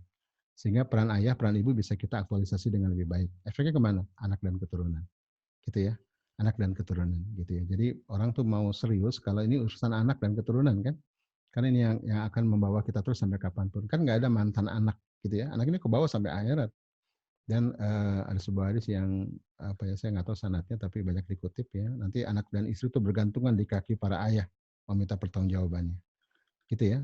Mudah-mudahan materi yang singkat ini bisa membuat kita lebih terbuka gitu ya. Kaitan antara fitrah, masing-masing fitrah dengan dimensi kehidupan, dengan peran ayah, peran ibu, termasuk dengan efek mendidik di rumah. Ya, biar kita punya kesadaran bahwa ayo ya ini saatnya kita kembali kepada hayatun thayyibah, kehidupan sesuai dengan fitrah, agar nanti peran-peran kita teraktualisasi, nanti pendidikan di rumah jadi lebih lebih baik gitu ya, karena ini saling terkait kan sifatnya. Saling terkait. Anak-anak itu fitrahnya baik kok. Yang menyimpang kan siapa? Ayah ibunya. Setiap anak lahir dalam keadaan fitrah, orang tuanya yang merubahnya menjadi Yahudi, Nasrani, dan Majusi gitu kan. Jadi sebenarnya pendidikan itu, fitrah itu lebih kepada orang tua. Anak-anak itu sebenarnya sepanjang fitrah orang tua baik, ya, dia orang tua itu berusaha untuk hayatun thayyibah, maka fitrah anak-anak itu terjaga insya Allah. Demikian, mudah-mudahan bisa kita lanjutkan dengan diskusi yang lebih berkembang. Silakan Pak Gantara, Bu Erli. Ini materi masih panjang nih. Ya, alhamdulillah. Syukran Ustaz. Jadi ini minimal ini membuka diskusi ya. Karena kita sama-sama paham bagaimana tadi yang hayalan toibah itu, bagaimana kita kembali ke fitrah kita, dan ini mungkin setiap orang perlu mempelajarinya sehingga benar-benar paham. Dan Ustadz tadi sudah menyampaikan bagaimana pentingnya misi, keluarga, dan tadi bagaimana apa-apa yang bisa memperkuat sebuah keluarga, dalam arti adalah suami dan istri, sehingga bisa berperan optimal dengan pemahaman tugasnya masing-masing. Sure. Tapi tentu saja kepala keluarga ini penting ya, karena ini yang jadi masalah ya Ustaz ya. Yeah. Kepala keluarga harus memahami misinya, perannya itu apa, dengan mengenali dirinya. Tadi contoh tadi itu sangat membantu Ustaz. Tadi kita kayaknya 2 ya, tadi yang fitrah bakat sama fitrah. Ada 2 yang resen. Keimanan. Yeah. Ya, ada 2 yang resen. Ustadz nggak apa-apa Ustadz, nanti kita bisa lanjut. Yeah. Kita ada yang bertanya bisa Ustadz? Silakan. Oke. Saya mungkin dari yang resen dulu, nanti saya gabung sama yang chat. Ibu Dwi Puji. Silakan Bu Dwi Puji, silakan. Assalamualaikum Ustadz. Maaf, pakai HP-nya istri. Silakan Mas. Maaf Ustadz. Alhamdulillah bisa langsung tatap muka dengan Ustadz Hari dan Bapak Ibu lainnya. Mohon maaf Ustadz, tadi banyak hal yang saya dengar tadi. Yang saya tanyakan adalah September lalu saya orang tua atau bapak saya meninggal dunia. Terkait tadi Ustadz bilang ada fitrah yang belum tumbuh, ada fitrah yang ya bisa jadi belum tumbuh atau apa. Saya kasih gambarannya begini. Mudah-mudahan sih bukan ini ya menjelekkan atau apa. Komunikasi antara saya sama bapak saya mungkin dibilang jarang sekali Ustaz. Dalam arti bapak saya termasuk orang yang tidak banyak omong, tidak banyak cerita, kadang-kadang fokus dengan pekerjaannya. Beliau bekerja sebagai hakim dan saya juga seorang hakim. Dari sisi komunikasi memang kami sulit sekali 2 kali ngobrol sudah, habis itu berhenti lama. Terkait dengan ini mohon maaf agak lama. Terkait dengan fitrah ataupun yang misi hidup yang Ustaz katakan tadi, saya pun untuk membagi waktu saja udah cukup kesulitan untuk berpikir ke keluarga, apalagi saya seorang hakim, kadang-kadang yang dipikir masalah orang bukan masalah keluarga sendiri. Jadi mungkin mohon pencerahan atau gambaran Ustaz bagaimana supaya saya bisa menemukan misi hidup saya supaya istri keluarga saya tidak terombang-ambing gitu Ustaz. Mungkin dari saya itu saja Ustaz. Terima kasih. Assalamualaikum warahmatullahi wabarakatuh. Mas Dwi, boleh tanya Mas Dwi? Iya. Mas Dwi sekarang tinggal di daerah mana Mas Dwi?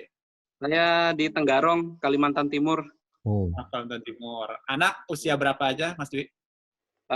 Yang pertama usia 6 tahun 6 bulan, yang kedua 4 tahun 6 bulan. Kasih banyak, Mas Dwi. Silakan. Terima kasih. Ya, sama-sama, Dwi. Ini laki-laki ya? Nah, ya, Mas Dwi. Ya, jadi jazakallah, pertanyaannya memang kita ini sebenarnya ada di generasi yang dua level di atas kita, bapak dan kakeknya terputus dari sejarah sebenarnya kan, karena penjajahan kan. Ya, jadi kita kehilangan akar sebenarnya, akar keluarga gitu ya, termasuk role model gitu ya, karena memang terputus oleh penjajahan yang panjang gitu. Muncullah generasi kakek kita ya setelah pasca kemerdekaan yang fokus menyelesaikan masalah ekonomi kan, karena terpuruk, rata-rata terpuruk gitu ya, jarang orang yang begitu merdeka kaya raya itu jarang. Kemudian lahirlah bapak ibu kita gitu ya, bapak ibu kita ini generasi yang dilahirkan oleh generasi yang orientasinya sugih gitu kan, walaupun lumayan agamis lah. Nah kemudian dari bapak ibu kita ini biasanya suami istri bekerja sibuk gitu ya, lahirlah generasi kita hari ini kan, yang kita perang nggak ngalamin gitu ya, hidup susah nggak ngalamin gitu ya. Tapi mulai muncul kesadaran dalam jiwa kita, ini kayak ada yang salah deh gitu kan, kayak nggak gini deh kayaknya hidup itu gitu kan. akhirnya kita mulai berbenah kan. Itu sama, saya juga ngalamin gitu ya. Jadi dulu kakek saya tahun habis kemerdekaan itu tahun 50-an tuh sudah ke Jakarta karena dia bangsawan di Jawa Barat begitu ya, di Jakarta dapat jabatan jadi pejabat lah di sebuah BUMN gitu ya. Lalu kemudian nikah sudah nikah diboyong ke Jakarta, ibu saya lahir di Jakarta dan saya lahir di Jakarta. Jadi saya generasi urban ketiga di Jakarta gitu. Nah ini saya ngalamin masa-masa itu ya dan betul-betul kita nggak ada panduan gitu ya, mau cerita kemana ke ayah gitu ya. Karena memang tadi ya banyak mindset itu bahwa ayah itu cari nafkah. Kalau kemudian ayah sama anak itu tidak bagus hubungannya karena memang bagi ayah itu ya kalau udah nyari nafkah ya sudah gitu ya. Dan kalau kamu nggak nakal ya sudah gitu ya. Nah sekarang muncullah generasi kita, generasi bingung kan ya. Generasi bingung yang mewariskan kebingungan gitu. Karena tadi maka hebat community itu sebenarnya mencoba menjembatani itu ya, biar kita punya gambaran yang jelas bagaimana mendidik anak, lalu bagaimana kita hidup ya, tentunya dengan panduan kitabullah dan dengan Allah begitu ya, dengan Quran dan Sunnah tentunya. Makanya istilah-istilah dalam di komunitas kita itu dirapihkan sebenarnya, gitu ya, itu yang saya lakukan bertahun-tahun. Nah kemudian tadi misi hidup ya, kalau sekarang jadi hakim tentu saja waktunya habis gitu ya, namanya juga hakim ya, kejar tayang perkara ya, gitu. Bukan hanya hakim sebenarnya, hampir semua profesi hari ini tuh betul-betul profesi yang yang kayak orang dikejar setan gitu ya. Kecuali Pak Gantara tuh yang enak tuh ya, kantornya sebelah rumah. Tinggal colek-colek aja dia tuh, gitu kan. Nggak semua orang seberuntung Pak Gantara barangkali ya. Kalau di Jakarta tuh keluarga muda sudah pasti tinggal di pinggiran, sepakat ya? Sudah pasti tinggal di pinggiran. Lalu harus bekerja ke tengah. Ya bangun tidur, anak sudah berangkat pagi, anak sudah belum bangun, pulang kantor anak sudah tidur kan. Anak sudah jadi yatim sebelum waktunya tuh. Di kota-kota besar di mana-mana begitu. Nah inilah jadi PR kita bersama sebenarnya. Nah tadi solusinya apa gitu. Nah sekarang kan kerja jadi hakim nih. Coba temukan ada nggak kaitan antara misi hidup kita dengan profesi kita hari ini. Misalnya gitu ya, jadi hakim ini bukan sekedar jabatan ya. Misalnya gini, saya ingin melihat Indonesia jadi bangsa yang lebih adil dan makmur misalnya gitu ya. Misalnya begitu, tanamkan itu. Atau saya ingin memperbaiki islahul hukumat, memperbaiki pemerintahan lewat bidang hukum misalnya. Itu jadikan aja peran. Coba diingat ya, kalau itu memang panggilan hidup, itu nggak kenal pensiun. Nanti setelah berhenti jadi hakim ya terus saja memperjuangkan itu. Itu satu ya. Jadi bilang sama istri gitu ya. Misalnya gitu ya, kalau memang ini misi hidup gitu. Kalau ini bukan misi hidup nih agak konflik nanti antara profesi dengan panggilan. Kayak saya dulu kan profesi IT. Saya bertonton di BUMN jadi orang IT, engineer begitu ya. Jadi manajer dan seterusnya. Tapi panggilan saya pendidikan kan agak konflik nih gitu ya. Maka saya waktu itu saya pikir ini nggak ada cara lain kecuali resign kalau saya waktu itu. Dan saya resign itu tanpa desain gitu ya. Jadi resign by panik gitu. Tanpa desain. Maka saya sering bilang kalau mau resign, kalau misalnya berbeda jauh ya antara misi dengan profesi, kalau berbeda jauh maka pastikan ya resign by design dan resign for mission. Kalau cuma ingin pindah dari karyawan jadi businessman jangan saran saya gitu ya. Jangan saran saya. Jadi temukan itu panggilan hidup dan sampaikan ke istri gitu ya. Nah ini kalau nanti pas cuti atau apa, nanti bisa dirancang kurikulum di rumah. Jangan-jangan mungkin keluarga Pak Dwi ini turunan hakim ya, mungkin dari kakek nenek dulu pemangku adat barangkali atau apa kita nggak tahu. Coba dilacak ya. Kadang-kadang profesi itu juga Allah berikan ya, itu ada silsilahnya kadang-kadang begitu. Ya, kalau saya pendidikan itu karena ternyata begitu saya lacak ya, keturunan saya tuh kiai-kiai begitu ya. Kalau sini kan cuma ada bau-baunya kiai bukan kiai. Maka saya ada beban sejarah untuk bikin pondok kalau saya gitu ya. Nah, saya bukan mau jadi kiai, saya ini ada bagian dari legacy keluarga besar saya sejak zaman Diponegoro begitu, itu bikin pondok gitu ya. Ini mungkin panggilan saya kedua nanti gitu, mudah-mudahan ini terwujud begitu, mudah-mudahan. Jadi bisa juga dilacak dari keluarga besar ya, di atas 2 generasi di atas kita kalau bisa ya buyut begitu. Terus yang kedua, jangan pernah menyalahkan masa lalu ya. Jadi kalau dulu ayah kita begini begitu berhenti menyalahkan gitu ya. Jadikan masa lalu sebagai hazanah kekayaan hidup kita gitu ya. Kalau yang baik kita lanjutkan gitu ya, yang buruk kita ambil hikmahnya gitu ya. Berarti menyalah-nyalahkan karena ini menghambat perjalanan. Makanya kalau nanti coba direnungi surat Al-A'qaf ya, surat 46 ayat 15. Itu satu-satunya ayat di Al-Quran yang menyebut pentingnya menemukan misi hidup antara 15 sampai 40. Jadi kalau sekarang Padi mulai galau gitu ya, galau itu sebenarnya Allah sudah tahu gitu ya, umur-umur segitu umur galau. Kadang-kadang mulai galaunya terasa 30-an gitu ya. Kenapa? Karena 15 sampai 20 kita sibuk UMPTN kan. 20 sampai 25 sibuk daftar jadi PNS kan. 25 sampai sampai 30 mungkin sibuk karir ya. Nah, barangkali sekarang 30 ini mulai gelisah gitu ya. Mulai gelisah itu sebenarnya Allah sedang bicara. Ayo temukan itu. Nah, maka di surat Al-A'qaf itu kita diminta berdoa ya, antara 15 sampai 40 diminta berdoa. Robbi auzi'ni an asykura ni'mataka allati an'amta alayya. Ya Allah, jadikanlah aku mampu bersyukur ya Allah. Bimbinglah aku untuk mampu bersyukur terhadap yang nikmat yang Kau berikan kepadaku. Jadi nikmat menjadi hakim, ya, nikmat menjadi profesi, coba syukuri. Kira-kira apa yang bisa digunakan di jalan Allah dengan itu, gitu ya. Nah, kira-kira digunakan jalan Allah itu minta petunjuk sama Allah tentunya kan, itu sabila. Jalan apa yang mau kita tempuh dengan profesi kita, kompetensi kita, gitu di jalan Allah. Jangan kira nabi-nabi itu nggak galau, galau juga gitu ya. Nabi Muhammad tuh galau antara 37 sampai 40 kan bolak-balik ke Gua Hira gitu ya. Kan nggak tiba-tiba malaikat Jibril turun, bro besok Nabi ya bro, nih Quran nih, enggak kan. Gelisah Rasul bolak-balik ke Gua Hira mencari panggilan apa kira-kira perjuangan saya. Dia gelisah lihat kaumnya ya, dia gelisah lihat masyarakat jahiliyah begitu ya, dia gelisah lihat Ka'bah dengan segala patungnya. Tapi saya mau berbuat apa gitu ya, gitu. Ini ada sunatullahnya pergulatan batin. Jadi kalau hari ini kita galau, Pak Mas Bi galau, saya juga pernah galau, itu Allah sedang bicara, ayo temukan. Sampai kapan kamu hidup tanpa makna? Gitu ya. Syukur-syukur kalau sekarang terus menjadi hakim, tapi coba dibingkai ya dengan misi misalnya tadi ya membuat bangsa Indonesia lebih adil, makmur misalnya. Atau bisa juga memberantas korupsi di Indonesia. Barangkali suatu ketika diajak ke KPK atau komisi yang lain gitu ya untuk fokus di bidang itu misalnya, saya nggak tahu. Atau misalnya kalau yang namanya misi itu kan nggak kenal jabatan ya, nanti walaupun pensiun tetap itu, gitu ya, walaupun lisan ya tetap itu, gitu ya. Misalnya memperjuangkan anti korupsi, mungkin bikin LSM, mungkin bikin konsultan, bikin apa, auditor atau apa gitu. Nah gitu Mas ya. Jadi syukuri yang pada diri kita, lalu yang kedua syukuri pada orang tua. Tadi maka disebut-sebut orang tua kan. Karena sedikit banyak mengganggu terus terang gitu ya, sedikit banyak mengganggu. Tapi ya sudahlah, syukurilah. Gitu kan bukan kebetulan kita dapat orang tua yang memang mereka pada sejarah yang tidak pada saat yang tepat ya. Kalau mereka tahu parenting juga mereka pasti berubah gitu kan, karena mereka memang nggak paham juga. Gitu ya, maka syukuri aja. Nah terus gunanya syukur itu semua apa? Wan amilan solihan tardohu. Agar kita bisa menggunakan untuk amal soleh yang Allah ridhoi. Nah singkat kata saya menggali dari banyak sumber, amal soleh itu ternyata ada yang Allah nggak ridho, ada yang Allah ridho. Yang Allah ridho itu ternyata kalau saya gali ya itu adalah misi hidup tadi, peran peradaban yang kita mau jemput ya, mau kita pilih yang spesifik gitu.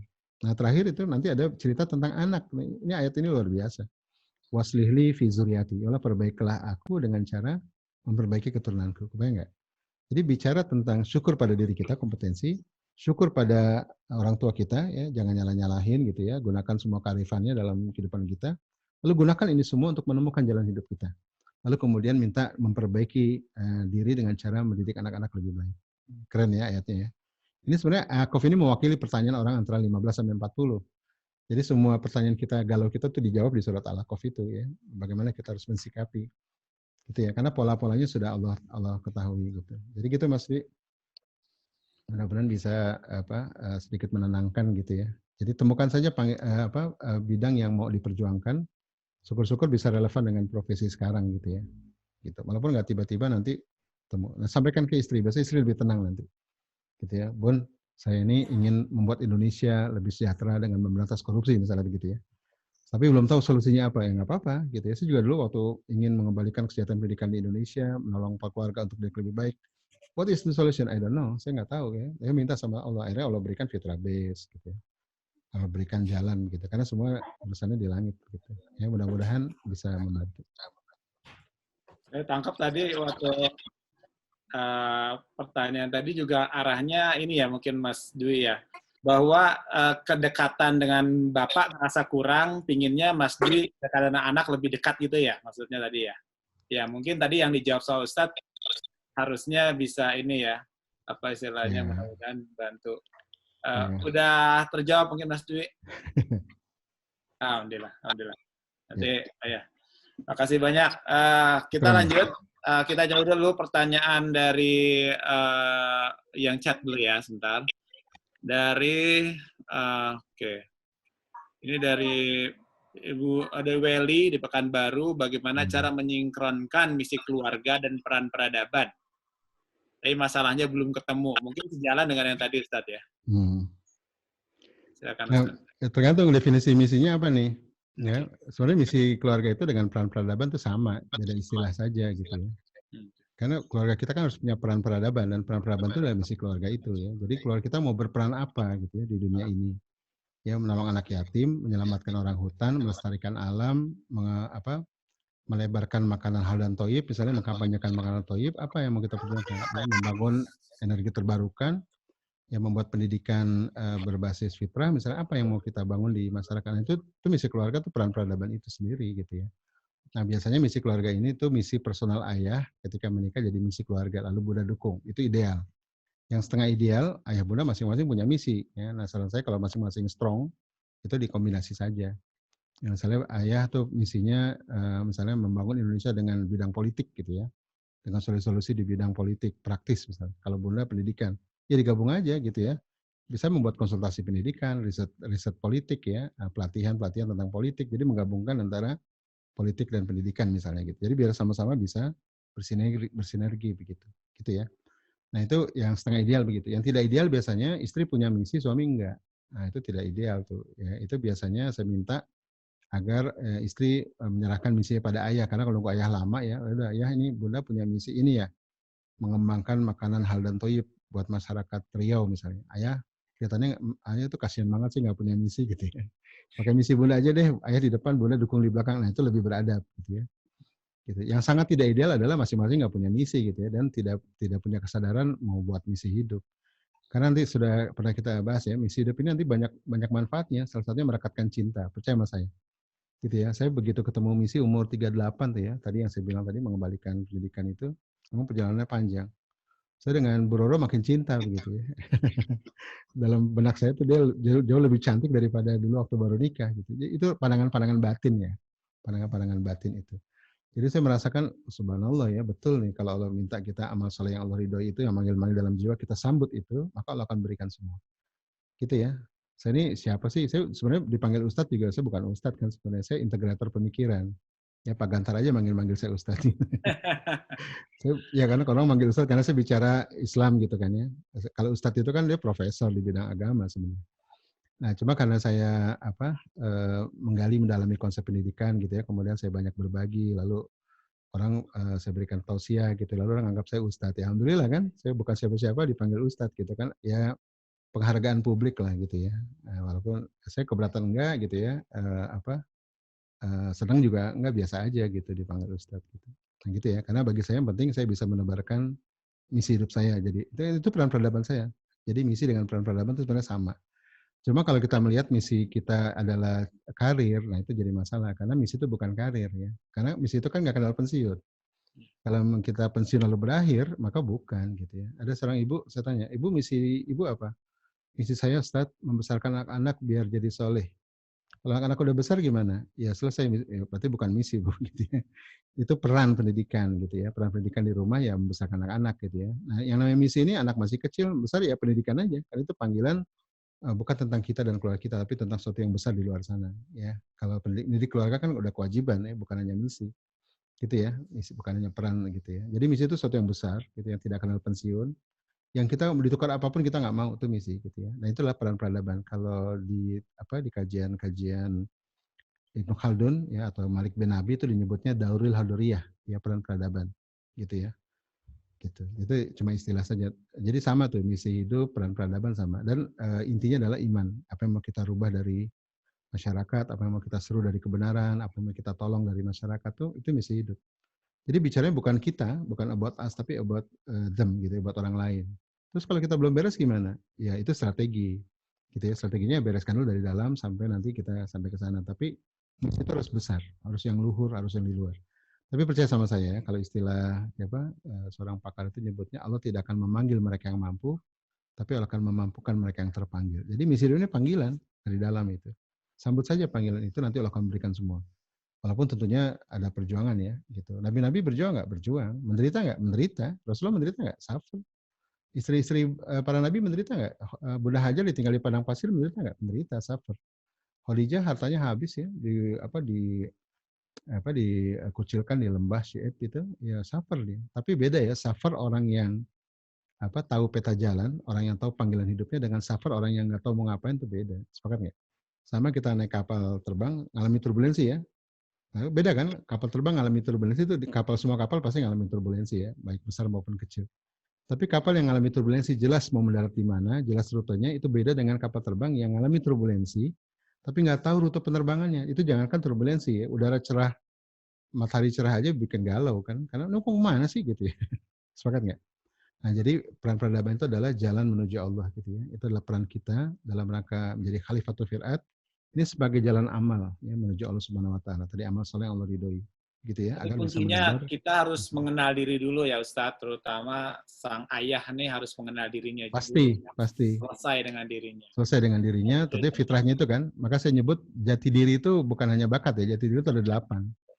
Jadi jati diri terkait dengan iman ya. Jadi apa sih yang menempel keimanan dalam jiwa kita? Jadi iman itu harus nempel ya, jadi jati diri. Yang kedua jati diri terkait dengan intelektual, cara pandang kita tentang kehidupan. Yang ketiga jati diri terkait dengan bakat ya. Apa sih keunikan kita yang jadi sifat-sifat unik kita? Itu jati diri juga. Yang keempat jati diri terkait gender ya. Kita kan laki-laki kan, laki-laki kan imam kan, ayah kan gitu. Jadi jati diri bukan hanya terkait bakat ya, terkait dengan semua aspek fitrah. Semua betul. Gitu. Oke, ini sangat membantu Ustaz. Dan saya yakin perlu pendalaman lagi bagi semua ayah. Pasti. Saya aja terus memperkuat, jadi saya sama, saya juga. kita bersama-sama. Iya, saya kan tiap Sabtu kuliah sama para profesor tuh di Malaysia ya. Itu saya nanya-nanya begitu ya. Itu selalu dapat sesuatu yang baru gitu. Nah, ya biasalah ilmu begitu ya, sepanjang dicari ya, sepanjang juga makin berkembang gitu ya. Yang penting tadi stabilitasnya benar gitu ya. Sumbernya benar. Nanti arahnya ya, walaupun nanti terus disempurnakan Ustaz. Iya, betul. Nanti dinamikanya yang disempurnakan. Iya betul. Yang tadi Ustaz bilang stabilitas dan dinamika itu ya. Ya, kalau kayak bikin sekolah sama kan, bikin sekolah juga kan yang banyaknya di dinamika ya. Jadi sepanjang benihnya benar, kalau Profesor Rowan itu guru saya itu sepanjang benihnya benar, walaupun sekecil apapun tuh kayak atom. Kalau dia benar benihnya, dia ledakannya dahsyat katanya gitu. Nah, jadi kalau stabilitasnya benar, nanti dinamikanya keren gitu ya, gitu aja sih. Tapi kalau stabilitasnya goyah, itu ya rapuh dia, gitu ya. Gitu. Kita bergerak ke ini lagi, raise hand lagi. Ada Novi, Ibu Novi Enela ya, mudah-mudahan nggak salah ya, Ibu Novi. Silakan mungkin Bu Erli, tolong di-on-kan dulu Bu Erli. Bu Novi Enela. Oke, silakan Bu Novi, sampaikan pertanyaannya. Assalamualaikum. Assalamualaikum. Pak, mau apa nih? Digantikan. Iya. Soalnya ibunya nama Novi, nama bapak, nama ibu. Nama ibu, cuman istri lagi apa? Ada panggilan. Oke. Tapi kalau bapak ada pertanyaan nggak? Belum. Iya, ini mau nanya dari istri, Ustaz. Assalamualaikum, Ustaz. Terima kasih, Ustaz. Jadi ya. Di mana posisi, Pak? Di Pekanbaru, Pak. Oh, Pekanbaru, silakan. Iya, ya. Jadi sebenarnya nyambung sama pertanyaan yang tadi, Ustaz. Jadi umur saya 33 tahun, Ustaz.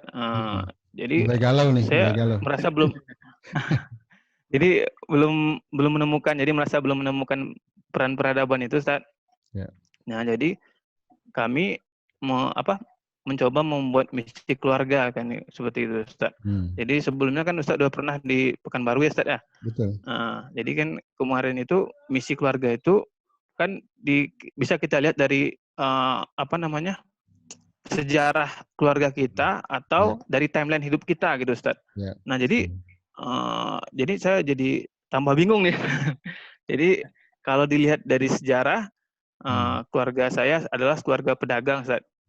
Sedangkan kalau dari timeline secara tidak tapi kemarin tuh Ustaz bilang nggak ada yang kebetulan, Ustaz ya. Tapi secara secara kebetulan lah kalau saya bilang, Ustaz. Secara kebetulan saya itu misalnya pas kuliah saya ini kan membiayai hidup saya sendiri, saya yang mengajar gitu, Ustaz. Mengajar terus sudah bekerja pun akhirnya saya di tempat pendidikan gitu, Ustaz. Jadi sebenarnya yang perlu kita ikutin atau bagusnya yang kita ikutin sejarah keluarga kita sebagai seorang berdagang atau timeline hidup kita itu, Ustaz. Sebagai seorang pengajar gitu. Jadi saya bingung, sedangkan misi keluarga saya buat sekarang ini seorang pedagang gitu, Ustaz. Seorang pedagang yang Qur'ani gitu, yang sesuai berlandaskan Al-Qur'an seperti itu. Terima kasih, Ustaz. Ya, terima kasih. Jadi kalau dagang itu bisa dua sisi ya. Dia bisa sebagai misi, bisa juga sebagai aktualisasi kalau dagang. Saya juga jadi gini, setelah ayah ya, misi ayah nanti berkembang jadi family mission kan. Nah, setelah family mission itu nanti berkembang jadi family business. Ya, misi apapun itu harus berwujud jadi bisnis. Tapi ini bukan komersial ya. Ini bisnis dalam arti bagaimana mendeliver karya manfaat lebih profesional gitu ya. Jadi yang namanya dagang ya everything is pedagang gitu ya. Cuma ada orang yang memang misinya dagang juga gitu ya. Kayak Halilintar begitu. Jadi itu misi sekaligus yang dijalankan itu gitu ya.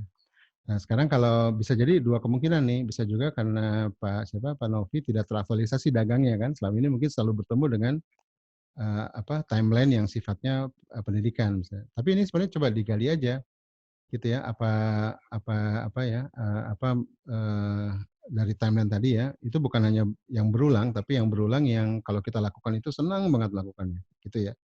Nggak dibayar nggak apa-apa gitu. Itu kadang-kadang itu jadi panggilan terselubung ya, gitu, panggilan terselubung. Tapi ini bidang bisa juga bukan profesi, bisa juga bidang. Kayak saya misalnya, itu saya dulu Senin sampai Jumat kerja di BUMN kan, tiap hari urusannya IT, bikin sistem gitu ya. Dan saya senang melakukan bikin sistem, itu saya senang. Tapi kenapa saya kalau Sabtu Minggu tuh lebih senang lagi gitu ya? Kenapa? Sabtu Minggu tuh saya jadi dosen, nongkrong di sekolah alam sama ngomongin pendidikan tuh 2 hari 2 malam saya betah ngomong pendidikan, gitu ya. Tapi saya dulu yang saya anggap itu cuma main-main gitu ya. Karena saya kalau ngomongin pendidikan, konsep apalagi senang banget ngomong konsep. Makanya saya kalau ketemu Ustadz Anies Mata gitu ya, Ustadz-Ustadz yang senang ngomongin konsep tuh saya senang banget, filsafat gitu. Nah begitu ya, tapi Senin sampai Jumat saya profesional IT dan saya senang melakukannya. Nah bedakan tuh antara senang melakukannya dengan sesuatu yang menggebu-gebu dalam jiwa kita gitu ya. Ini mana yang menggebu-gebu dalam jiwa kita. Jadi jangan sampai karena kita kadang-kadang nggak bisa membedakan ya mana kita suka, senang gitu ya, dengan satu yang panggilan dalam jiwa gitu ya. Makanya misi hidup itu bukan berangkat dari profesi sebenarnya, tapi berangkat dari bidang kalau bisa ya, bidang apa yang kita memanggil-manggil gitu ya, walaupun kita nggak tahu juga solusinya gitu. Saya bukan sarjana pendidikan, bukan ahli pendidikan, tapi kalau ngomong pendidikan tuh bisa 2 hari 2 malam saya, gitu ya. Tapi dulu saya anggap itu bukan sesuatu gitu ya, bukan sesuatu. Ternyata saya dulu pikir bahkan anak-anak masih kecil jadi senang pendidikan. Ternyata nggak juga, anak-anak makin besar sih makin tergila-gila dengan konsep pendidikan gitu ya, begitu. Bahkan MLC itu komunitas yang saya buat sebelum Hebat Community itu tahun 2008 tuh pas saya menemukan misi hidup, saya bikin itu MLC, tempat saya belajar di Facebook ya, saya undang orang-orang pakar-pakar untuk saya banyak belajar di situ. Ya, tiap hari saya posting hasil riset saya, tulisan saya, nanti dikomentari gitu ya, dan saya ambil banyak pelajaran dari situ. Akhirnya kemudian, jadi saya seolah-olah jadi pakar pendidikan, padahal sebenarnya bukan juga gitu ya, tapi saya integrator pemikiran. Begitu ya, akhirnya jadi pakar tanpa sengaja gitu ya, jadi paham banyak hal gitu. Jadi Pak Dwi, silsilah keluarga tetap ya. Suaminya Bu Novi. Bu Novi, mohon maaf. Ya. Kalau soal Bu Novi ini sebenarnya Ustadz, saya mau nanya juga. Ya, sebenarnya sekarang di bidang pendidikan tuh ada passion-nya atau tidak gitu? Apakah emang lebih senang dagang atau kebetulan emang karena sejarahnya aja senang dagang, tapi senangnya sebenarnya secara passion-nya senangnya ngajar. Nah ini mungkin tadi belum terbayang sih dari penjelasannya. Jadi kalau dibilang senang dagang juga senang. Senang ngajar juga? Ngajar ada kalanya senang juga. Oh iya benar itu dilihat. Pada saat melihat maksudnya siswa atau peserta diklat itu berbinar-binar, ya siapa yang nggak senang gitu kan, memberi nasihat yang baik-baik kepada orang pasti senang lah gitu. Tapi mungkin bisa jadi konsultan bisnis barangkali, atau business coach gitu ya. Jadi memberikan orang ilmu tapi dalam bidang bisnis misalnya, bisa juga kan? Ya, tapi tentunya harus punya bisnis kan, gitu ya. Itu dia. Kalau coach bisnis nggak punya bisnis, apa yang mau di coach gitu kan? Ya. Nah, gitu. Barangkali bisa digabung tuh ya, coach bisnis. Mungkin dulu orang tua sisi pendidikannya nggak teraktualisasi ya, leluhur ya, yang teraktualisasi dagangnya saja. Mungkin kalau kita gali lebih dalam sejarahnya, barangkali mungkin di antara pedagang pada zamannya itu mungkin keluarga leluhur Pak Dwi itu pedagang yang bisa ngasih advice gitu. Pedagang yang ngasih masukan-masukan berbeda dengan orang lain cuma dagang transaksi ya. Ini nggak dagang tapi edukasi barangkali ya, saya nggak tahu. Gitu. Karena itu memang harus dikombinasikan saja gitu ya. Di banyak tempat juga kadang-kadang begitu dikombinasikan saja. Gitu ya. Okay. Ya, kalau bisnis itu kan bidang ya, itu bisnis bidang. Pendidikan juga bidang gitu. Tapi kalau pengajaran kan dia lebih ke kompetensi kan, ngajar gitu ya. Kalau ngajar kan bisa ngajar di bidang militer, ngajar di bidang dagang gitu kan, bisnis, ngajar di bidang pendidikan. Ngajar itu kan dia kompetensi, bukan bidang gitu kan. Gitu. Nah, gitu kan. Jadi bedakan antara apa tadi passion ya, kalau Pak Gantara bilangnya passion itu sebenarnya lebih ke activity potensi yang sudah jadi sesuatu ya dengan bidang yang mau diperjuangkan. Saya dulu passion saya apa? Saya senang riset, gitu ya, senang belajar, senang filsafat. Ketika saya kontekskan dengan bidang IT, ternyata manfaatnya sedikit, ya cuma dapat duit aja gitu. Senang. Setelah saya kontekskan dengan pendidikan, ya lahirlah buku FBE, buku FBL gitu ya. Ternyata lebih banyak manfaatnya gitu. Gitu ya. Jadi bedakan antara bidang dengan passion barangkali.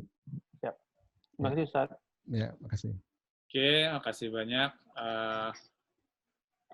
Ya, kita coba satu lagi ya, Ibu Sarbariah Bahrum atau Bapak nih.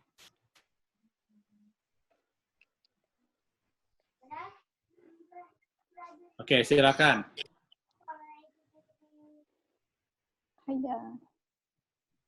Oke, silakan. Nggak ada wajahnya ya. Silakan, Bunda. Ibu Sarbariah ya, silakan, Bu. Iya. Pertanyaan saya sama, tetap dengan yang tadi ya.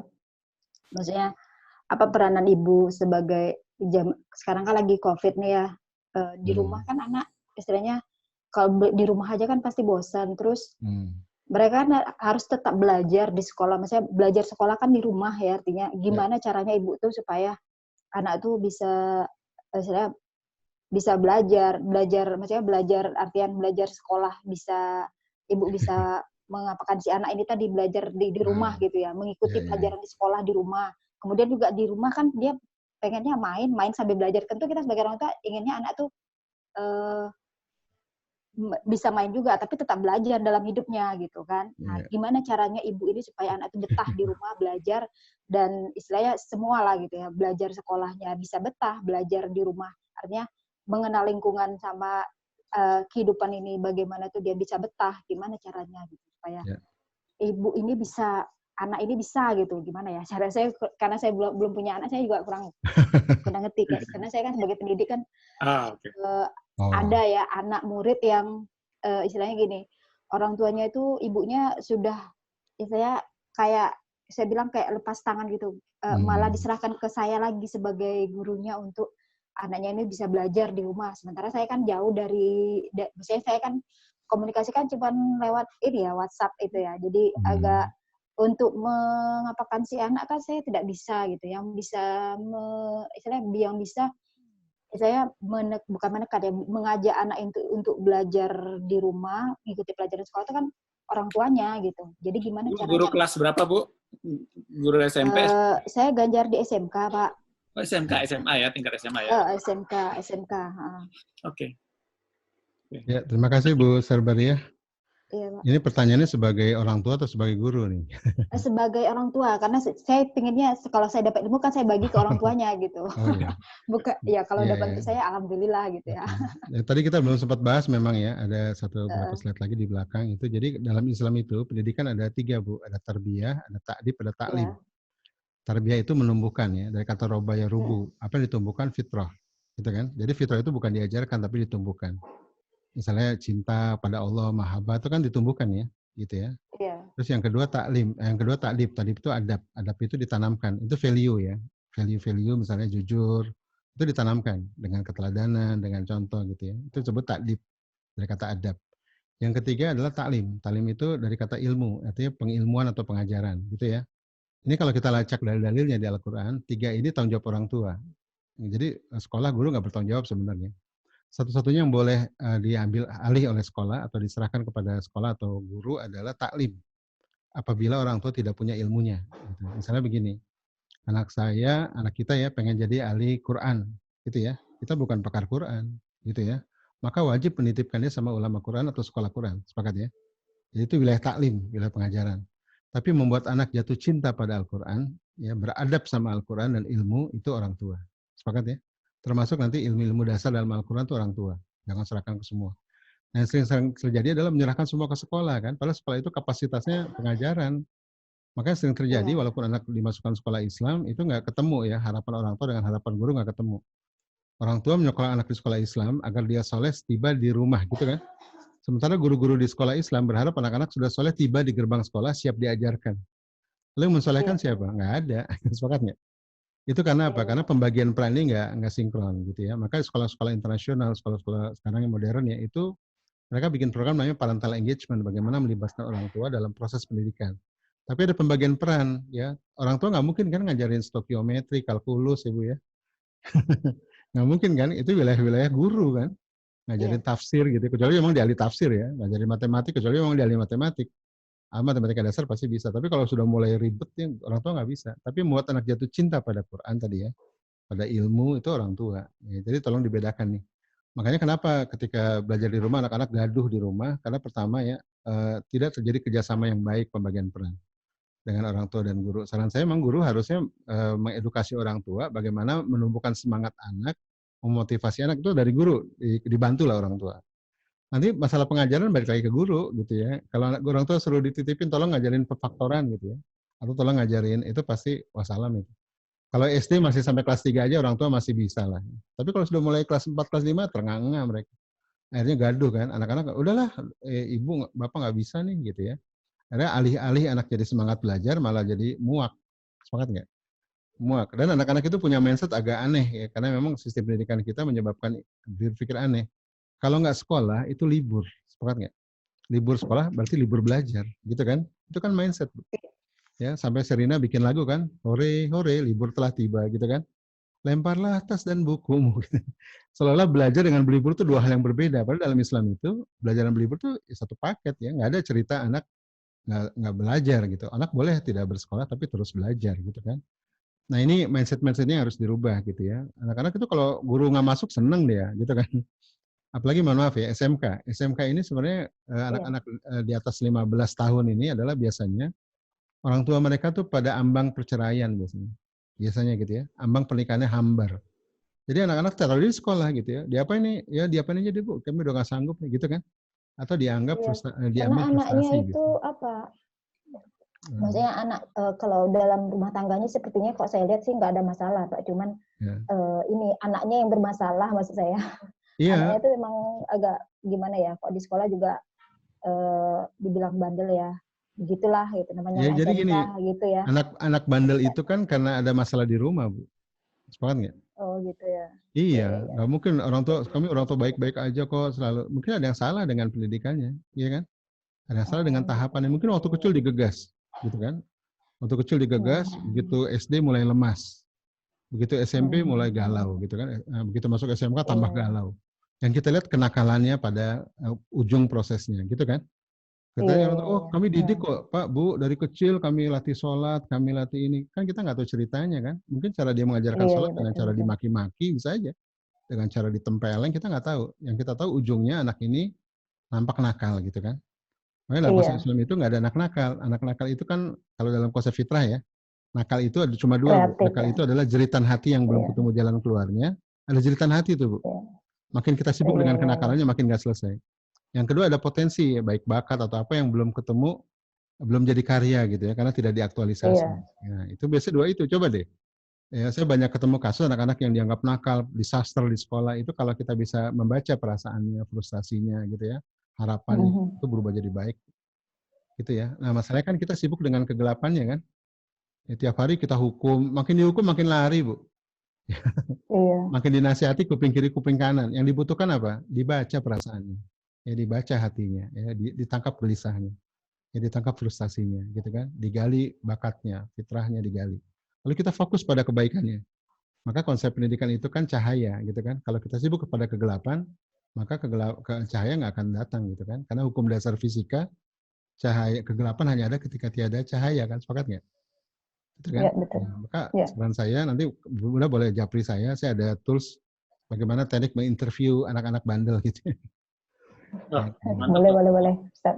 Itu sangat perlu saya pikir untuk apalagi untuk guru setingkat SMA ya, SMK. Di mana bisa jadi dia secara fitrah banyak yang ketinggalan, tapi orang tuanya cuek gitu kan. Jadi yang nampak kan ujungnya aja kan, nakal, bandel. Iya, betul. Ya, tapi kita ceritanya nggak tahu apa yang dibuat dia gelisah, apa jeritan-jeritan dalam jiwanya itu harus dibaca kan. Karena pada dasarnya nggak ada anak nakal kan gitu ya. Pada dasarnya. Jadi kita optimis terus benar. Kalau kita tangani dengan hukuman apa nggak akan nyelesain masalah. Ya, makin jadi tambah mungkin parah, yang dikuatkan kita istilahnya kalau anaknya nakal, kasihannya kita kepada mereka ya, bahwa ada sesuatu yang salah di pendidikannya itu. Iya, maka tadi kalau dulu di mana di Duri ya, itu ada workshop untuk interview sama menggali fitrah. Gitu. Mungkin Pak Gantara bisa sharing nanti. Ya, memetakan fitrah anak gitu ya. Termasuk nanti bakat anak ya, kalau mau lebih detail lagi bakat anak digali. Nah, termasuk nanti teknik interview ya, bagaimana menggali perasaan, harapan, gelisahnya, nanti diambil kesimpulan gitu ya, kemudian dirancang kegiatan ke depan. Gitu.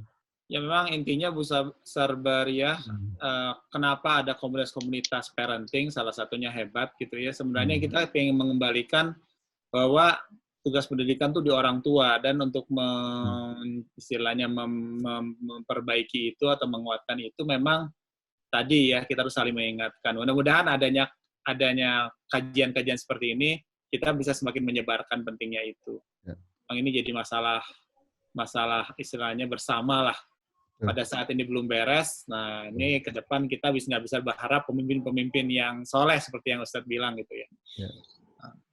Ini ternyata waktunya nggak kerasa ya, jam 12, sudah 3 menit lagi. Memang nih, dan ini nanti akan bentrok udah zuhur ini. Zuhur dan lain-lain, jadi saya mengerti mungkin kan kita nggak bisa minta perpanjang juga ke Ustadz. Ya, kapan kita bikin lagi lah insya Allah. Ya, insya Allah. Mungkin lebih spesifik ya, mungkin teknik pemetaan anak gitu ya. Ya. Interview gitu ya. Tadi merancang. Memang ini pemuda kita ini perlu dibantu dirancangkan hidupnya. Karena kita pernah sumur gitu kan, galau lah gitu ya. Ya bagaimana kemudian. Sorry. Ya. Kita kan ada WA grupnya Ustadz ya untuk yang peserta ini aja. Sure, boleh. Terus ini ada pertanyaan masuk beberapa yang belum bisa dijawab. Nanti saya bisa minta jawaban Ustadz lewat tertulis, nanti kita share di WA group itu bisa Ustadz ya? Boleh, siap. Jadi mungkin para peserta kalau bisa tidak meninggalkan dulu grup, nanti Ibu Erli yang akan membantu kita men-share jawaban dari Ustadz. Sambil nanti kalau misalnya ada ke depan mau istilahnya follow up yang lain, mungkin kita ada punya hebat community di tiap-tiap daerah, itu bisa bergabung di situ kalau belum. Selain itu juga nanti bisa bertanya langsung pada fasilitator ataupun lewat Ustadz ya langsung lewat WA atau lewat Facebooknya Ustadz. Facebooknya Ustadz tuh insya Allah Ustadz sangat generous ya, Ustadz Haris Santosa sangat dermawan dalam memberikan ilmu-ilmunya di situ. Oh iya. Jadi mungkin juga bagian dari misi hidup itu. Itu bayangkan seperti itulah misi hidup. Jadi mungkin kita banyak belajar dari Ustadz. Ustadz tentang materi tadi, Ustadz nanti bisa share juga ke kami, Ustadz. Insya Allah. Alhamdulillah. Ya, nanti kita akan share di WA group tersebut. Yang daftar kita 100, memang yang hadir mungkin ada yang berhalangan, tapi insya Allah sudah cukup banyak yang hadir. Nanti kita akan share di situ. Ini ada rekamannya juga kok ini, ya kan? Ini di record juga Ustadz ya? Di record. Alhamdulillah, nanti recordnya juga kita akan mintakan ke Ustadz. Recordnya di streaming juga bisa ke Facebook saya gitu. Oke. Nanti di download gitu atau apa? Nah ya itu boleh Ustadz, di streamingnya di Facebooknya Ustadz boleh. Nanti kami download dari situ. Oke. Mungkin sebelum saya tutup, saya minta Ustadz memberikan closing statement mengenai apa yang kita bicarakan hari ini. Silakan Ustadz. Ya baik teman-teman sekalian, kita bergerak bersama begitu ya, membangun generasi peradaban gitu ya. Jadi bukan kerja sendiri, ini kerja bersama, maka perlu berkomunitas kan. It takes a village to raise a child gitu ya. Maka harus ada panduan kan. Panduannya adalah tadi berbasis fitrah, kitabullah begitu. Jadi mudah-mudahan teman-teman terus bergandeng tangan gitu ya, bersama-sama belajar, karena ini bukan tips and trick parenting yang sekali ikut kemudian bisa berlaku seumur hidup. Nggak ada ya. Ilmu pendidikan itu dia berkembang. Tapi tadi ya, ada namanya stabilitas, itu harus kita dalami ya, unsur kitabullah, cara pandang, lalu kemudian unsur fitrah, ya fitrah itu apa saja sih gitu ya. Nanti kaitannya dengan kehidupan apa tadi kita bahas, nanti fitrah ini kalau tumbuh jadi hayatun thayyibah, nanti tumbuh lagi jadi buah. Buah itulah disebut dengan peran peradaban. Kalau ada nggak tumbuh dari buah itu, ya nggak berbuah, berarti ada masalah dengan hayatun thayyibah gitu kan, hidupnya mungkin nggak good life. Kalau hidupnya nggak good life, berarti ada masalah dengan pendidikan gitu kan. Nah ini penting bagi kita untuk coba nanti sama-sama menggali ini dan kita praktekkan dalam kehidupan nyata gitu ya. Mudah-mudahan ini diberkahi Allah ya perjuangan kita ya, semakin banyak rumah-rumah yang menyadari pentingnya fitrah dan adab gitu. Semoga menjadi peradaban terbaik dalam masa ini insyaallah. Ya, kita putus siklus kezaliman ini cukup di diri kita. Seorang ulama mengatakan dalam syairnya, deraskan maknamu, bukan tinggikan suara. Karena hujanlah yang akan menumbuhkan bunga-bunga, bukan petir dan guruhnya. Alaikum rabbikum, jazakumullah khairan jaza. Terima kasih teman-teman sekalian. Tetap semangat, keep relax and optimis. Jazakumullah khairan jaza. Assalamualaikum warahmatullahi wabarakatuh. Assalamualaikum. Alhamdulillah, Ustaz Hari, terima kasih banyak. Saya mewakili komunitas hebat beliau. Terima kasih atas kehadirannya dan juga terima kasih buat teman-teman semua ya, sesama pejuang, sesama orang tua, membangun edukasi peradaban. Mudah-mudahan kita semakin semangat dengan Ustaz. Mohon maaf bila saya ada kekurangan. Sama-sama, Pak Gantara. Saya pamit. Teman-teman, banyak. Juga makasih juga. Bu Adli, makasih. Ya. Mudah-mudahan Allah memudahkan urusan kita dan memberi. Allahumma amin. Amin. Saya tutup. Assalamualaikum warahmatullahi wabarakatuh. Waalaikumsalam warahmatullahi wabarakatuh. Waalaikumsalam warahmatullahi wabarakatuh. Waalaikumsalam warahmatullahi wabarakatuh.